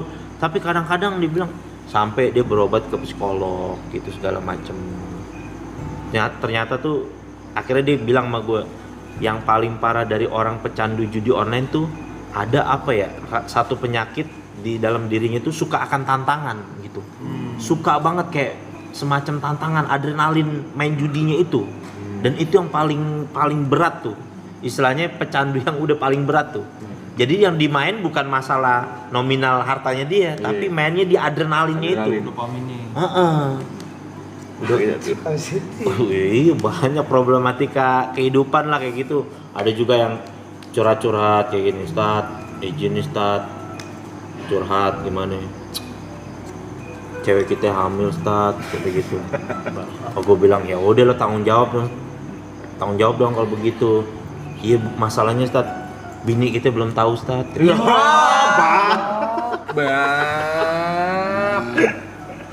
Masalahnya ada dua. Langsung kita jawab begini, lo yang nyolok gue yang pusing nih. Lo yang nyolok gue yang pusing nih mikirinnya. Ya udah akhirnya gue harus kasih tahu begini, ini gimana ceritanya. Udah ya pertama kali lo datang istri lo cerita tentang kejadian ini, lo ngulur, lo mau percepat, lo mau ngulur, ini bakal jalan terus masalah ini. Cerita sama istri lo, dan lo harus terima dari awal nih. Gue kasih tahu, kalau istri lo tiba-tiba mungkin ngelaporin lo ke ranah hukum atau merasa dirugikan atau apa, ya lo harus terima dari sekarang. Karena lo laki-laki, gue bilang belajar tanggung jawab. Ya udah akhirnya dilakuin kayak gitu-gitu. Ntar dia report update-nya begini Ustaz, kayak gitu-gitu. Aneh-aneh macam-macam jujur. Problematika hidupnya. Kan ini kita bisa sambil sahur kali. Iya. Boleh ayo dong biar enak ya. Silakan Ustaz Jojo. Iya. Bukaan aja. Santai. Sambil baca live chat ya. Iya, sambil live chat. Kalau ada yang mau nanya juga boleh. Iya. Mumpung kalian lagi bersama sama Ustaz Kenzi. Kenapa gue izin makan ya? Makan Pak Ustaz, makan Pak Ustaz. Apaan Jo, makan aja. Bagus. Siapa yang mau ikutan Kapan Dota dong ayo dong? Kangen gue main Dota. Udah lama. Mau kita sikat kali. Kangen gue main Dota. Boleh Pak Ustaz, ayo. Pos berapa dulu? Hah? Main Pos 1 jujur gitu. Tapi kalau dulu Speed Lane, SF Tinker. Tapi dulu bahasanya bukan pos 1 pos 2. Benar. Mid laner. Iya, killer. Mid laner, tanker, bukan tanker, apa killer, gila. Oh, offlane sayap dulu. Bahasanya. Kalau sekarang masih Lane sayap. mid lane, safe lane, off lane kan. Iya. Kalau power soft Bahasa sayap gitu-gitu. killer lawas killer. Enggak ada killer di Siapa yang mau pakai killer? Ada yang Kiri paling ada. bukan bunuh killer, Ada. yang kayak PA gitu-gitu. bukan killer, gue lupa namanya, bukan Isa killer. Bukan killer. Iya benar ada istilahnya benar. Apaan Killer ya? juga ada, Bang. Beda warnet, beda bahasa. Iya, di warnet gua mau jadi hero killer enggak? Killer Hero di bikin warnet game. Iya. Carry itu. Iya, carry. Kalau carry ini udah di Carry bahasa game baru. baru. Bahasa Dota. Udah baru. Dota 2. Oh, carry bener. Carry bener. Carry, iya. Bahasanya carry bener. Kalau dia killer, yang ini ya kita. Gua nggak pernah dengar Bukan carry biasanya. Carry-nya siapa nih gitu? Soalnya kalau dulu ikut gua. Kirinya siapa nih? Iya kan kalau kita ikut habis tuh. carry-nya siapa carry-nya? Itu dulu PA. PA, Juggernaut, terus apa lagi ya? Carry, killer AM. AM tuh Anti-match. nanti Magina. Aku masih sering main ini Bang Ustadz. Masih ya? Masih Gue dari niatnya sih pengen beli PC sih. Karena kangen, pengen udah lama. Buang waktunya enak tapi tuh. Iya. Wes apa buangin waktunya lumayan apa ya? Biar nggak AP gitu. Gue plus 5 Bang Ustadz aman. Tapi terakhir gue buat ngeberhentiin Dotanya, gue beralihnya ke Mobile Legends tuh. Jadi kayak biar kurang lebih sama. iya ngelandainnya tuh. Ngelandain. Abis itu sekarang pun lo Mobile Legends udah gak ada rasa. Terakhir main mungkin 2 tahun lalu.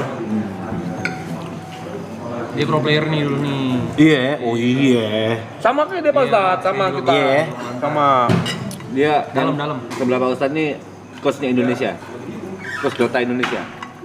Dulu ngikutin gue TNC Tiger hampir masuk TI ya kan. wah, iya deh. Pak Ustadz. Tempe Pak Ustadz. Gue satu. Oh iya. Bener satu angkatan sama itu yang Winter. Iya, banget. Nontonin mulu gue dulu. Gue sampai gilanya di forum-forum kayak publik gitu kan. Itu main di publik dulu. Misal Koala habis main nih, ada orang yang upload gameplaynya dia. Gue download. Oh iya itu. tontonin. Itu susah banget dapetinnya itu. Sumpah sampai sekarang gue masih nyari loh. Pas gue main dari WCG 2006 sampai 2009 gue masih nyari gitu. Itu harus lewat Forshare kalau nggak salah kan downloadnya. Susah banget itu. Gue masih nyari sampai sekarang, sumpah masih nyari gue pas gue zaman gue main.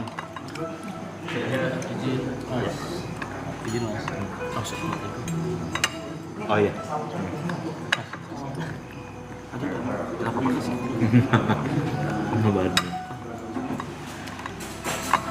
Sekarang apa? Game? Oh tadi gue lihat lu main apa? Tadi? FF tadi. Oh FF ya? Iya iseng. Cuma kalau gue udah jarang main game sih karena ya sibuk ini terus sibuk di luar ini kan Virginia dia bikin lagu kan apa segala kayak gitu. Berjenis jalan lagi. Selalu jalan. Udah tahun ini 10 tahun jadi bakal keluarin album. 10 tahun gue. Jadi bakal keluarin album 2016. Gila sih Lati pecah banget sih maksudnya. Dengan dunia. Selamat sahur guys. Pak Ustadz hero favoritnya apa Pak Ustadz? Dota. Hero favorit gua Tinker. Tinker Dulu Tinker dulu ya tapi ya. Iya. Tinker dulu ya. Iya. Jangan Iya main Tinker terus Storm Spirit. Thor. Source masih lumayan terhitung baru dulu mah Terror Black Hutan ngerasain? Oh iya, yang si Lakuchi bunuh diri itu kan. Iya. Lakuchi bunuh diri itu yang dapetin pertama action duluan tuh. Benar. Meta itu biar lebih cepat balik ke base buat dapetin. Nah, gue dulu edik sama Dotanya itu gara-gara nonton gituannya tuh, replay gituannya tuh. Itu gue nyari sampai sekarang susah banget nemunya. Tat makannya Tat. Oh iya. Oh. Nanti gue ambil sini. Oh iya. Makan gua makan deh, biar hilang. Gue Tinker, SF, Mid, Ngeri. Tinker, SF, Mid sama itu apa? Bristleback, Bebe. Bebe. Mid. Iya. Nah, Bebe Mid gue bawaannya sama Lakuchi. KOP dia. Kalau gue. Kalah lu. Pilotnya kalah. Ah? Pilotnya kalah. Farmingnya menang. Tapi si itu sekarang gimana kehidupannya? Jujur nggak tahu terakhir banget. Kalau yang zaman dulu yang benar kata lu gitu apa masih megang gadget, masih DM Twitter gua apa segala masih gitu terus masih main Dota bareng gua. Iya. Masih main cerita Dota sama gua kok ngobrol panjang gua. Iya. Stop ngantuk. Masih main. Terus habis itu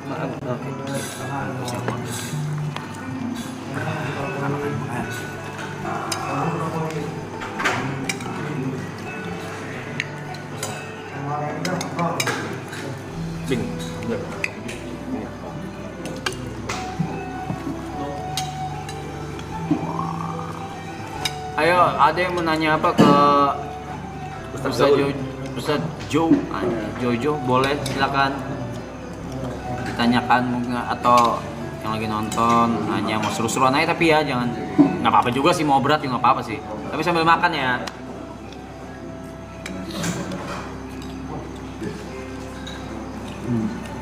$240.000 buat sahur banyak ya? Gue I'm genuinely asking. Bener gua pukul. Bener genuinely asking. Ada. Ini bener kena ulu hati lu bener salah. Genuinely asking. Bener. Sekali gua sikut dada lu bener gua nanya. Gua nanya beneran. Gak tahu aku. Ya makanya, kau nggak tahu, aku juga nggak tahu.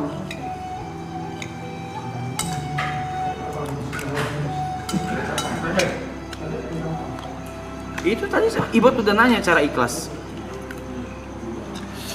Udah dijawab tadi, ya? Iya, betul.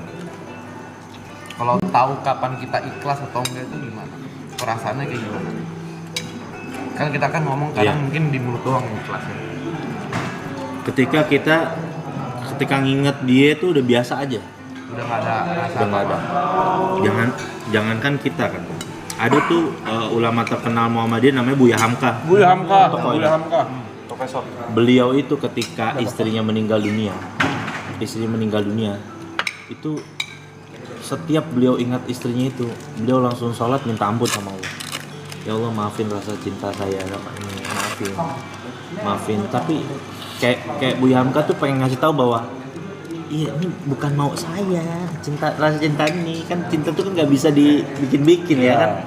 Kita mau ngilangin juga nggak bisa, bukan mau saya. Makanya tuh Buya Hamka ajarin gitu.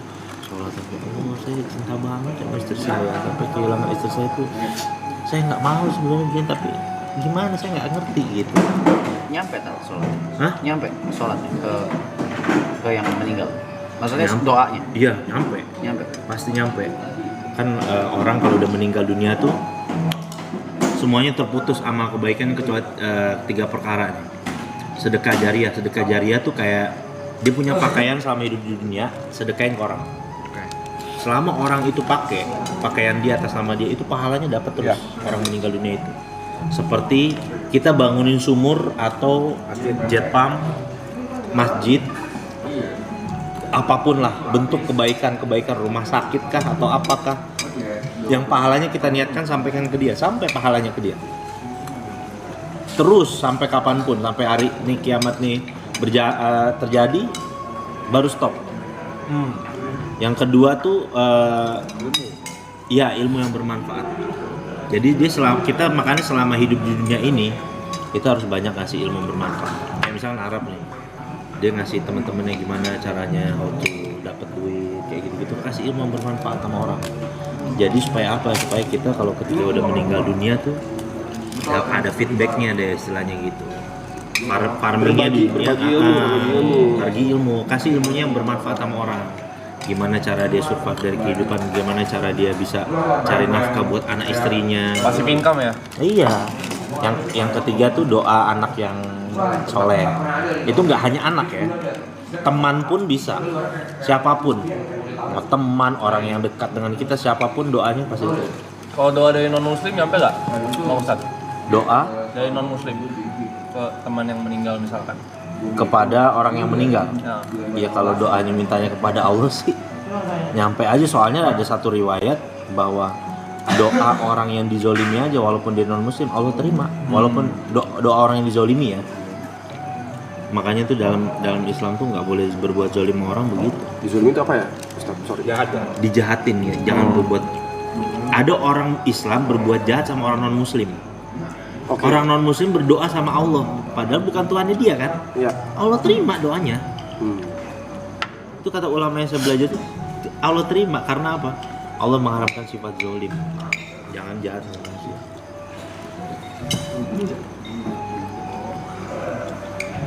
Nah kalau dijahatin terus mau jahatin balik? Itu pilihan kita sih. Kayak kita tuh berakmini kayak kita dijahatin, kita boleh membalas keburukan dia hanya dengan setimpal, jadi jangan sampai lebih, karena kalau jatuhnya lebih jadi kita yang zolim. Cuma kan kadar setimpalnya ini gimana cara mengukurnya. kalau caranya Nabi justru cara yang paling paling elegan gitu atau apa, ada orang yang berbuat jahat sama Nabi malah dikasih kebaikan, Didoain. iya, ada orang bisa baik sama pokoknya gue doain lo bahagia hidup lo, keluarga lo bahagia dunia akhirat, malah jadi orang yang ini malah jadi kelihatan elegan loh, berkelas di sisi manusia ya kan, di sisi pahalanya dia dapat, di sisi manusianya dia jadi orang manusia yang naik kelas gitu loh, elegan.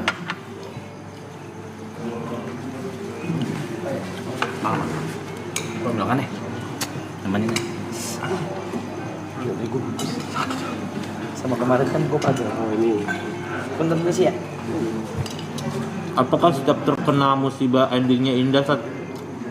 Kalau kita nanggepinnya ini bahwa nanti akan banyak kebaikan pasti dapat. Itu tergantung dari prasangka kita aja. Kalau kita menganggap bahwa ini musibah, azab nih, madesuk nih gua, ya udah. Bisa berakhir seperti itu sesuai dengan prasangka kita. Gimana cara bedain cobaan dan apa bahasanya hukuman, mungkin hukuman yang dunia? Ini kan dua hal yang berbeda. Cobaan kalau misalnya kita bisa melaluinya, kita akan mendapatkan hal yang baik. 17 Pro Max. Sorry. Masa ada 17 Pro Max. Sorry. Tiba-tiba ngeluarin 17. Kalau misalnya cobaan kan begitu kita melewatinya, kita bisa naik kelas atau mendapatkan sesuatu yang berharga gitu. Sedangkan kalau balasan bisa dibilang ya membalas dosa kita selama kita di dunia gitu. Bagaimana cara membedakan? Nah, jadi ada 3 klasifikasinya. Yang pertama, kalau kita nggak berbuat apa-apa, kayak misalkan kayak ada cerita di Al-Quran tuh Nabi Yusuf. Dia kan nggak jahat, nggak apa, tapi malah dijahatin. Nah, justru ujian yang datang dalam kehidupan di dunia ini malah nanti akan ngangkat derajat dia. Jadi ini cara Tuhan untuk ngangkat derajat dia. Berapa banyak kan orang dihina segala macam, karirnya malah makin naik kan, aneh kan? Itu sebenarnya cara Tuhan untuk membuat dia semakin mengkilap gitulah, semakin bersinar istilahnya. Yang kedua, ada orang dikasih ujian musibah itu supaya dia kembali kepada Tuhan. Kalau misalkan dia kembali kepada Tuhan, maka ujian itu adalah perkara musibah itu yang baik dalam kehidupan dia. Yang ketiga, ada orang yang ketika diberikan ujian musibah, dia malah menjauh dari Tuhan. Dan ini ada yang dinamakan musibah, azab, dan lain sebagainya. Dan dia nggak dapat apa-apa dari musibah, ujian dalam kehidupan dunia ini yang dia dapat, melainkan ya cuma keburukan aja yang dia dapat. Azab aja yang dia dapat. Iya. Jadi justru kalau orang dikasih ujian musibah itu nggak merubah kehidupan dia, ya itu adalah berbahaya banget tuh ya. Berbahaya banget.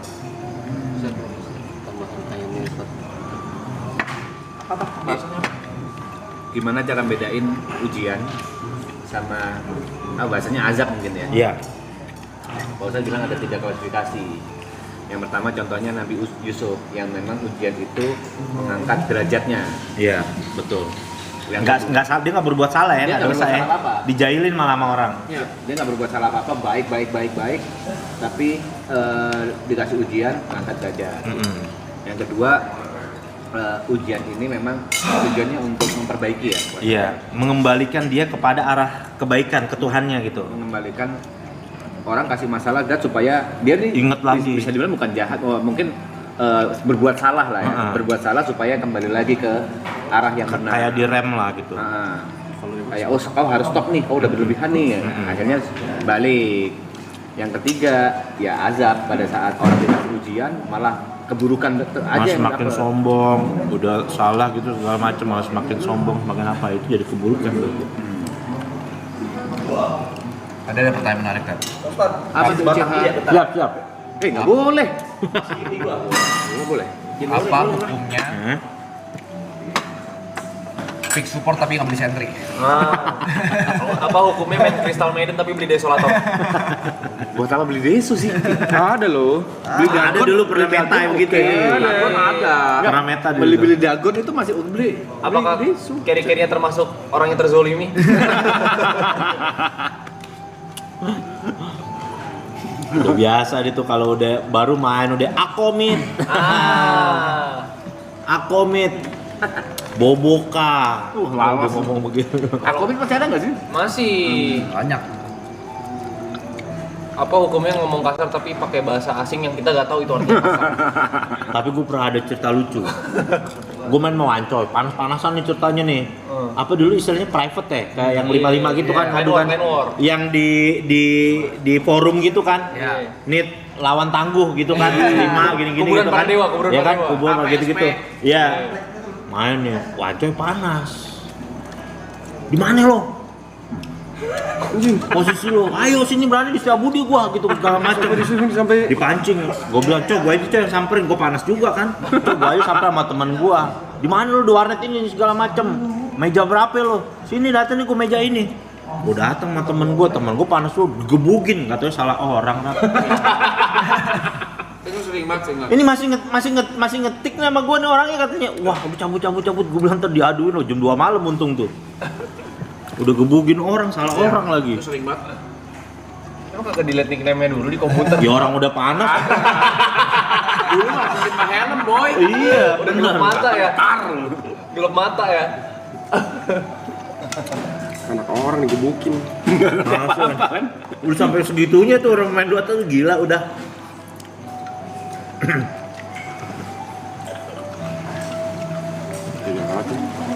Mau lewat kan?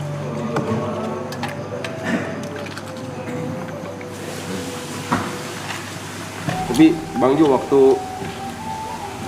memutuskan untuk menjadi menekuni dan masuk menjadi belajar masuk pesantren itu kan setelah keluar dari penjara kan.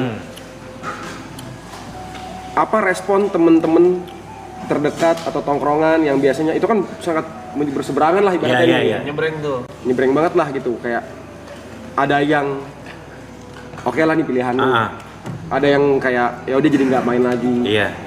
Ya paling dibercandain kadang-kadang kayak gitu. Lo kenapa setelan lo kayak Amroji gini kan gitu. Kayak gitu-gitulah bercanda-bercanda. Bahkan ada temen gue yang begini, tiba-tiba ngeliat gue kayak gini, terus dia bilang gini, "Jo, lo kenapa jadi sesat gini?" katanya. Pernah sumpah gue digituin sama temen gue, "Lo kenapa jadi sesat gini?" Dari perspektif dia mungkin. Iya, ada temen SMA gue kan dulu zaman masih Facebook, gue foto pakai peci gini kan, gue bilang, temen gue tiba-tiba emang dunia udah gila, udah kebalik katanya. Orang pengen jadi orang baik malah dicela-cela ya. Kayak begitu kok udah kok. Tapi karena gue dari awal itu gue sebenarnya ketika dalam penjara gue pengen ngasih tahu, gue nemuin kedamaian nih. Ya kan? Gue nemuin kedamaian yang gue dapetin lah nih. Gue pengen ngasih tahu lu nih. Gitu. Gue pengen lu juga ngerasain gitu. Cuma kan dia mau ngelakuin atau enggak itu terserah dia. Pilihan hidup dia. Yang penting sebagai teman harus ngasih tahu. Ya kan kita benar kasih tahu. Ini yang gue rasain. Gue ceritain yang gue rasain nih, gue merasa damai. Terus gue alhamdulillah gue nggak punya rasa ketergantungan lagi terhadap barang-barang kayak gitu lagi. Kayak gitu kok.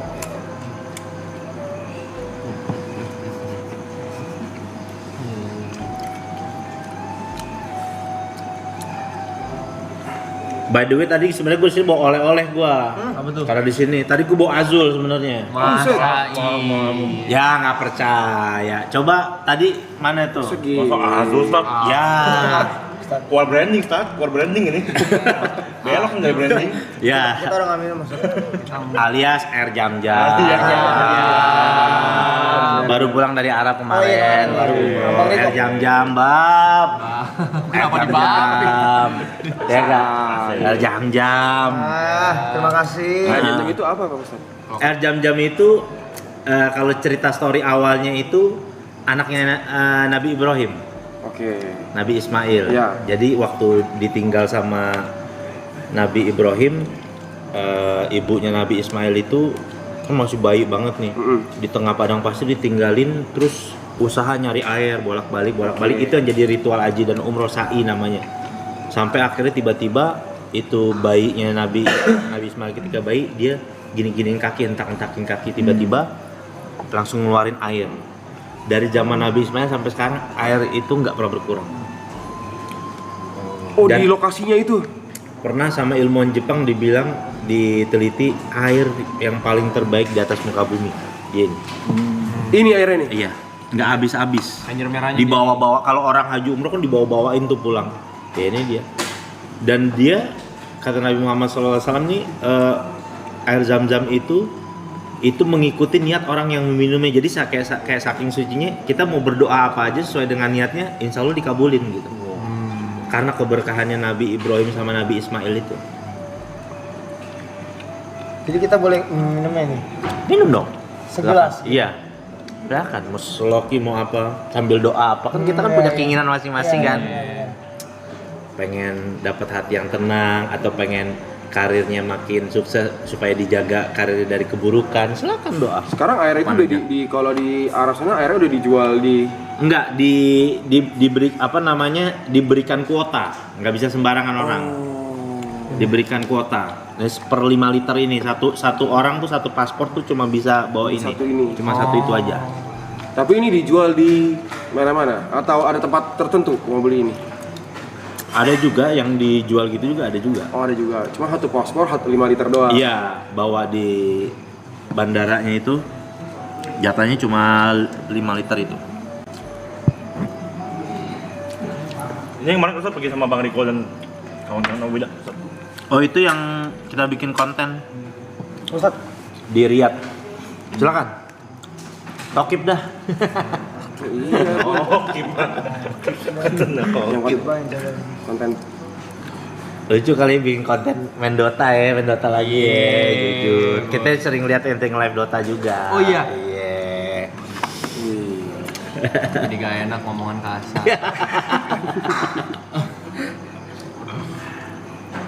Terakhir main kapan Dota? Lama banget ya? Tapi gila tuh Dota tuh bikin ediknya gila asli. Iya, tahu-tahu main, tahu-tahu udah umur 27. Iya benar. Gue sih ngerasain gitu loh. Iya benar. Udah mau 30 gue. Ntar lagi. lihat coach. Oh, iya. Kan Ini satu turnamen doang. Makanya rata-rata orang pemain Dota kalau pindah ke Mobile Legend, ya mohon maaf, easy. emang bisa deh. Apa ya? Ya kan? Jujur, ya kan? Udah tahu meta-meta permainan jujur. Ada dikit, Iya. Sampai ilmu. Nggak lama, maksudnya belajarnya nggak lama. Nggak lama. Setipe dia. Setipe. Nggak lama. Ibarat pemain sepak bola stamina udah ada aja gitu. Iya. Too easy for RTZ. Jadi streamer doang tuh sekarang. Nah, pernah juara satu. Jagoan lo apa Nap? Ini klub luar Dota. Kapan? Dulu. Afi lah. Zaman Artstyle, Dendi, Artstyle, Papi kan ceritanya. Iya, Artstyle tua banget. Light of Heaven. Gue lebih tua lagi ngikutin Dota dari zaman siapa? Tahu Aram yang Vigos. Oh. Ada dulu carry itu paling gila itu main tuh. Ada pemain Rusia namanya Vigos. Nah, abis itu eranya Kuroki dulu main carry dia. Era apa ya? Burning. Burning iya, Ihom kan. Tahu gua tahu. Si Kuroki ngefans sama XCN. Oh iya. Tim yang paling dia suka XCN. Dulu zaman Lakuci ya? Iya. Kalau di YouTube dulu satu nontonnya ini Holy Hexor. Oh, Dota dulu mah. Pernah dulu ada tuh rap, gue inget banget rap yang pertama kali combo tuh si Ritter sama Bahamut apa kalau nggak salah Anthropos sama Mirana. Jadi ditidurin dulu baru dipanah dari jauh. Wah, itu keren sih otaknya dulu tuh. Oh, ingatnya nggak? Mungkin Juggernaut sama Abaddon. Oh iya itu juga tuh. Dari warnet gua. Nyusahin itu. Dari warnet gua. Di shield muter. Pecah ya kan, itu belum lagi pecahnya. Itu metanya dari warnet gua itu. Ada zam-zam. XGZ. Bener. Ya kali gak zam-zam. Jangan kedekatan. Kenapa tuh? Zoom. Bubur. Zoom. Iya. Gitu dong main bercanda di sini.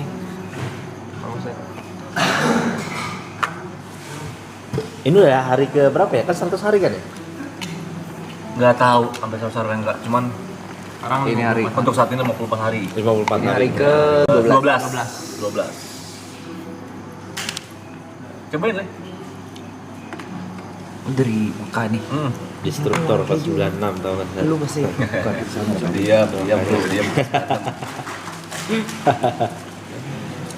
3.000 kayak you guys. Sama Miracle ngefans kayak Ustaz. Miracle aneh jagoannya Sumel. Sumel. Sumel tuh gila.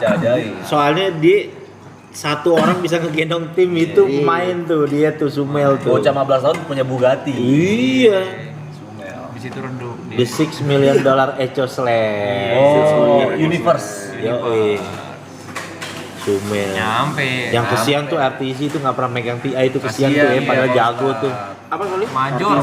RTZ nggak pernah megang TI. Padahal gue selalu nontonin DIG, Easy nggak pernah ada tuh yang bisa menang selain lawan RTZ tuh. Nggak ada yang bisa. Mau siapa juga. Diayam-ayamin sama dia. Ingat yang momen ini timnya pakai kacamata semua yang jagoin lu tim Secret. Iya. Taunya dipulangin. Ihom ya lawan ya? Pokoknya yang All Star kan? Iya, Ihom. Si Papi, Kuroki sama semua S4, RTZ, sama satu lagi. Zai, gila itu. Ngeri. Sekarang yang masih main, Sumel ya masih main ya? Sumel masih main kemarinan tuh gue lihat tuh. Masih main. Abis itu Tapi lagi sakit kan itu. Bahkan kebanyakan minum energi drink. Itu Miracle. Itu mereka. Creed masih main, Creed juara kemarin ya? Akhirnya Creed main ya juara ya. Di Falcon dia tim Timur Tengah dia. Oh iya, Amar. kemarin kan gue waktu ke Dubai dateng gue ke Nikma Galaxy. Gue foto di depan gue bilang, mana nih Sumel gantian dulu. Gue foto gue bercanda-bercandain. Main game masih tak? Hah? Main game masih? Udah berhenti kok. Udah berhenti. Dari 2 tahun lalu. Terakhir Mobile Legend. Oh. Jadi buat ngeganti itu. Iseng-iseng aja. Iya. Sekarang udah Konsol main juga enggak? FIFA gitu enggak? konsol enggak sih. Oh, Gofar ya gila ya. Iya, dia gila tuh. Main Emang gitu. udah nggak pengen main game lagi atau Nggak ada rasanya kok. Pengen ngeliat orang main Feel-nya, itu. Iya, feel-nya udah nggak ada gitu. kayak gue gar? Lu udah gitu Rap ya sekarang ya? Iya, feel-nya kayak udah nggak itu ya. Nggak kayak dulu gitu. Mulai dong, Bos. Gimana tuh? Air zam-zam tuh langsung dari sumber mata air di Asli. iya kan? Ada sumurnya. Iya kan? Maksudnya itu nggak bakal habis kan katanya kan? Iya. Nggak bakal dari zaman Nabi Ismail, Iya, dari terus- zaman Nabi Ibrahim. Si Jod nanya zam-zam tuh artinya apa? Zam-zam tuh artinya ini yang kayak air yang keluar zoom gitu kayak itu hentakan artinya hentakan kakinya Nabi Ismail itu. Jadi itu apa namanya kayak pancuran, itu air yang memancur itu. Karena kan itu aneh yang memancurnya dari padang pasir gitu. Keluarnya itu. Nah, dari padang pasir yang tandus itu sekarang jadi kehidupan lah. Ada mall gede, bahkan ada Starbucks juga di situ kan. Ada apaan aja, ada Oh, McDonald's. bentukannya udah begitu. Apa? Udah jadi begitu. Kalau di Arab mah orangnya slow, nggak terlalu kayak di sini lah gitu. Santai kok, orang di depan Mekah ada Starbucks, McD gitu, slow aja. Biasa.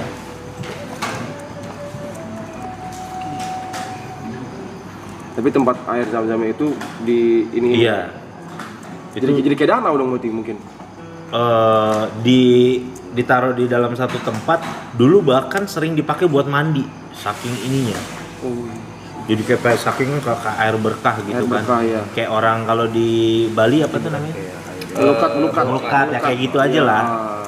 Nah cuma di sama pemerintah sana kita udah buat minum aja dan bebas. Jadinya buat ini supaya orang-orang juga bisa dapatnya ini, terus nggak banyak orang jadi berlebihan lah gitu mandi sampai pakai air kayak gitu. Silakan ya. Betul kok. Erwin Rawan. Apa hukumnya cinta beda agama? Berat itu. Pertanyaannya. Temen saya ada tuh 13 tahun. Apa hukumnya? Tapi bukannya kalau laki-lakinya yang muslim itu gak apa-apa? Sebenarnya bukan masalah itu sih, Yuk. Lebih ke kita nih nikah ya. Beda kultur budaya aja repot sebenarnya katanya. Sejujurnya beda gitu. Beda itu masalah beda kultur, apalagi masalah beda keyakinan. Itulah sebenarnya kayak makanya dalam Islam tuh ada istilahnya kalau menikah itu harus seakfa, sekufu. Maksud kayak kalau orangnya perempuannya cantik, laki-lakinya ganteng. Terus kayak dari kadar ekonominya harus sederajat gitu. Jangan terlalu timpang. Jangan kayak sinetron TV gitu. Belum minum habis makan. Oh iya benar. Thank you. Jadi jangan terlalu timpang-timpang banget gitu maksudnya. Kok bisa lupa Bang Ustad? Lupa minum gimana ceritanya? Oke, kalau lagi asik ngobrol begitu kan. Soalnya ada teman kisah cintanya setara David Beckham sama Victoria. Alias beda agama 13 tahun. Jujur. Ya 2 rel kereta api. Minum basat. Tapi memang secara logika pun maksudnya juga perbedaan latar belakang akan memperbesar, memicu terjadinya konflik ke depannya. Bener, anak juga nanti bisa kasihan juga jadi itu. Masa dari kalau gue pribadi kalau misalkan ya mohon maaf gue kasih jawaban kayak gini, gue kadang bilang kalau misalkan memang udah dua-duanya ngotot, sorry gue menurut gue tuh wasting time. Menurut gue. Kalau dua-duanya ngotot. Iya maksudnya kayak karena kalau sama-sama ngotot gitu dari awal aja sebelum menikah kita udah saling-saling ngotot, nanti gimana pas pernikahan gitu kan? Karena itu kan ibadah panjang loh, nikah itu kan ibadah yang panjang kan, nggak pendek gitu. Minimal kalau hal-hal kecil kan pasti ada dalam rumah tangga tuh, kayak cekcok, masalah hal kecil tuh pasti ada. Hal kecil aja terjadi itu pasti terjadi, ya yang masalah perkara besar ini jangan dirawat, artinya diselesain dari awal. Nggak boleh ngotot berarti ya? Iya, dan jangan ngotot, dan kita harus hargai loh, misalkan kita punya pasangan beda agama, dia tetap mau gini, ya kita nggak boleh maksa juga, ya itu pilihan dia. Betul. Ya kan? Tapi yang namanya jangan kecintaan ya. Iya, tapi intinya kalau memang dia emang udah takdir kita mau kabur ke Rusia lagi itu perempuan, tetap aja jodoh kita. Berat.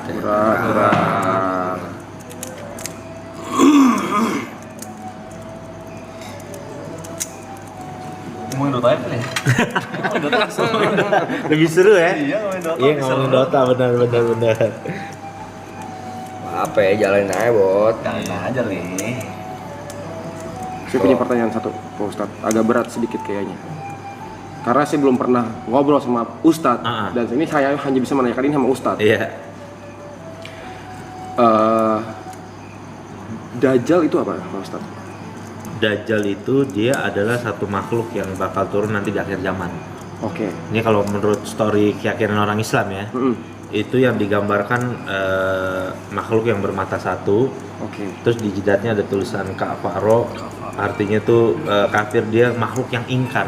Oke. Jadi dia menjanjikan surga padahal aslinya neraka, menjanjikan kesusahan padahal aslinya surga. Itu apakah Dajjal itu bisa? Soalnya aku pernah dengar ada yang bisa gini kayak apa ya? Yang memberikan, dia ngasih semuanya apa yang kamu minta, tapi kamu tidak akan pernah mendapatkan kebahagiaan di dunia ini. Itu apa? Dan itu ya makanya itu dibilang bahwa ujian manusia di akhir zaman yang paling berat tuh dia tuh, Dajjal itu, karena dia menguasai dunia. Perekonomian dikuasain sama dia, kekuasaan dikuasai dia, semuanya yang nggak ikut dia nggak dapat makan. Oke. Pokoknya semuanya tuh. Dia tuh cuma keluar kalau nggak salah cuma 40 hari, tapi seakan-akan itu kekuasaannya itu cuma 40 tahun, dan yang ngebunuh dia adalah Nabi Isa. Oke. Kalau versinya Islam nih ya, kan Nabi Isa nanti kan turun lagi. Turun lagi Nabi Isa buat ngebunuh Dajjal. Itu yang terturun. Iya. Berarti Dajjal itu tidak ada sekarang? Ada. Lagi dikunci karena ada satu riwayat sahabat Nabi namanya Tamim Ad-Dari itu pernah ketemu di satu pulau. Siapa Pak Ustadz, maaf? Tamim Ad-Dari namanya. Tamim Ad-Dari, sahabat itu. Pernah ngelihat Dajjal di satu pulau ketika dia sedang berlayar lagi berdakwah pergi, terus dia ngasih dan sesuai dengan ciri-ciri Nabi ceritain, lagi dirantai, matanya satu, kayak gitu segala macem. Tapi dia nggak tahu tempat itu di mana ketika dia ceritain. Ya kalau orang dulu kan nggak punya kompas, ya berlayar aja gitu kan artinya kan. Ya pokoknya nggak tahu nih di mana ini posisinya, ini pulau apa segala macem. Nggak bisa balik ke sana lagi. Ketika dia balik ke Mekah ceritain sama Nabi bilang iya. Itu ada namanya sahabat Tamim Ad-Dari, ceritain kayak gitu. Dajjal itu. Dan dia tuh dia pokoknya menjanjikan bahwa siapa nggak ikut gua, hidupnya bakal susah. Dan itu ujiannya sebenarnya. Oke.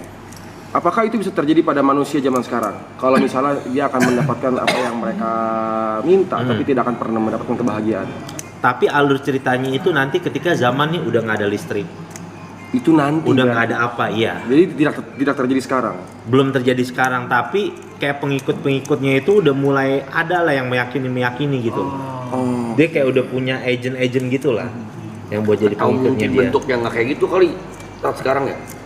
Maksudnya Dajjal tuh bentuknya ada yang menganalogikan seperti itu. Tapi kalau versinya sahabat Nabi, dia beneran ngelihat makhluknya. Versinya sahabat Nabi ya, dia bener-bener ngelihat si Tamim Ad-Dari itu. ngelihat Dajjal itu. Ya kayak dia mungkin berubah bentuk biar karena mungkin kan beritanya di berita-berita sahabat Nabi kan bentuknya seperti ini. Iya, benar. Mungkin dia sekarang mengelabuinya nih dengan bentuk benar, yang lain bisa nih. jadi. Dengan menjadi simbol. Dia sampai pernah bikin satu atraksi itu nanti digambarinnya tuh di satu tempat perbatasan kota Madinah karena dia nggak bisa datang di dua tempat suci. Di Mekah Madinah nggak bisa masuk dia. Satu tempat itu. Nah, dia bikin satu ini ada anak muda dipanggil sama dia, dibelah tubuhnya jadi dua. Terus habis itu dihidupin lagi sama dia. Tuh kan, saya bisa mematikan kamu dan saya bisa ngidupin kamu. Percaya nggak kamu sekarang saya Tuhan? Karena sifatnya Tuhan bisa menghidupkan dan mematikan kan. Orang itu malah keyakinan bertambah. Justru saya malah yakin kalau kamu Dajjal katanya gitu. Karena ini yang diceritakan tentang kabar kamu bahwa kamu bisa melakukan itu. Iya, bisa melakukan ini sebenarnya ujian aja kayak gitu. Tergantung gimana kita menyikapinya tuh. Bener. Bentuknya gimana, apa yang gimana. Berarti bercanda-bercanda Dajjal lo ya, Dajjal tuh itu benernya tuh ya. Iya. Tapi kata Nabi SAW ada yang lebih mengerikan lagi dari Dajjal fitnahnya. Apa tuh? An-nisa, perempuan. Wah, banyak yang nggak paham konteksnya. Karena konteksnya kalau Dajjal itu udah jelas bentuknya. Kalau perempuan itu kadang masuknya halus deh. Bisa bikin kehidupan, kadang-kadang laki-laki itu bisa hancur. Oh, godaan perempuan. Fitnahnya. Fitnah. Oh. Kayak gimana bentuknya fitnah maksudnya? Ya, dia bentuknya tuh kayak termasuk salah satu itu kita mencintai perempuan itu secara berlebihan gitu. Dan si perempuan ini bukannya dia menyadari bahwa ini dia menjadi fitnah, enggak, dia pun nggak tahu kalau dia itu fitnah buat laki-laki itu. Dia tanpa sadar ya. Iya, berapa banyak kan orang, misalkan orang lagi karirnya lagi naik gitu-gitu, tiba-tiba kok deket sama perempuan ini, kok kayaknya apes mulu gitu ya. Ya kan, ada aja tuh kayak gitu kan. Kok apes mulu, kok kayaknya auranya nggak enak aja gitu. Nah itu yang dinamakan fitnah gitu. Begitu juga laki-laki juga bisa menjadi fitnah juga buat perempuan. Ada juga laki-laki juga yang menjadi fitnah buat perempuan ya begitu. Laki-laki yang membawa efek keburukan kepada kehidupan si wanita. Tidak dilakukannya wanita aja tapi pria juga bisa. Iya, nggak cuma perempuan doang, laki-laki juga bisa. Gitu. Masa Dajjal? Dajjal. Terus ada yang ngomong jujur, Dajjal baca live chat kena mental. Dajjal pasti centang biru jokesnya. Masa di LL-in kena mental? Sederhana. Apa kan lupa. Dajjal tidak bisa apa satu-satunya yang Dajjal tidak bisa yang kita pasti ngeh gitu loh. Apa ya lupa gue. Yang nggak bisa dia lakuin. Ngewing? Pos 5 lagi. Apa ya? Dia nggak bisa masuk Mekah Madinah itu yang pasti. Iya, nggak bisa masuk kota itu. Mekah Madinah. Iya. Punten. Oke. Teman-teman, ini udah jam 4, udah mau lewat 10. Jadi sebentar lagi insya. Belum sholat juga, Ustadz apa segala. Jadi kita akhiri session sama Pak Ustadz Jojo ya. Karena kan waktu ya, karena kita mah pengen ngobrol. Benar. Ya udah kita matiin live, habis itu kita makan. Tapi Pak Ustadz, Bang Beca atasnya kosong, tidur sini aja. Ada keluarga, iya. Nanya atau Dajjalnya. Dajjal mungkin ini nih. Makasih Pak Ustadz. Iya, sama-sama. Ya, terima kasih banyak waktunya. Ustadz Jojo. Terima kasih banyak udah diterima baik di sini. Terima kasih banyak. Mohon maaf kalau ada salah-salah. Mudah-mudahan kita Terima kasih banyak Pak Ustadz. Sama tim belakang. Iya. Panda yang gini-gini panda ya. Ketemu lagi. El Panda. Foto, ya. Kita foto di kamera yang tengah dulu, nanti di screenshot sama viewers. Oke. Posenya gimana? Your comment. Oke. Yang tengah dulu ya. 1, 2. Nah, sekarang itu mana? Polaroid. Dari tengah dikit boleh, nggak apa-apa. Lewatin aja kamera, apa? Crossingnya aman. Bukan TV.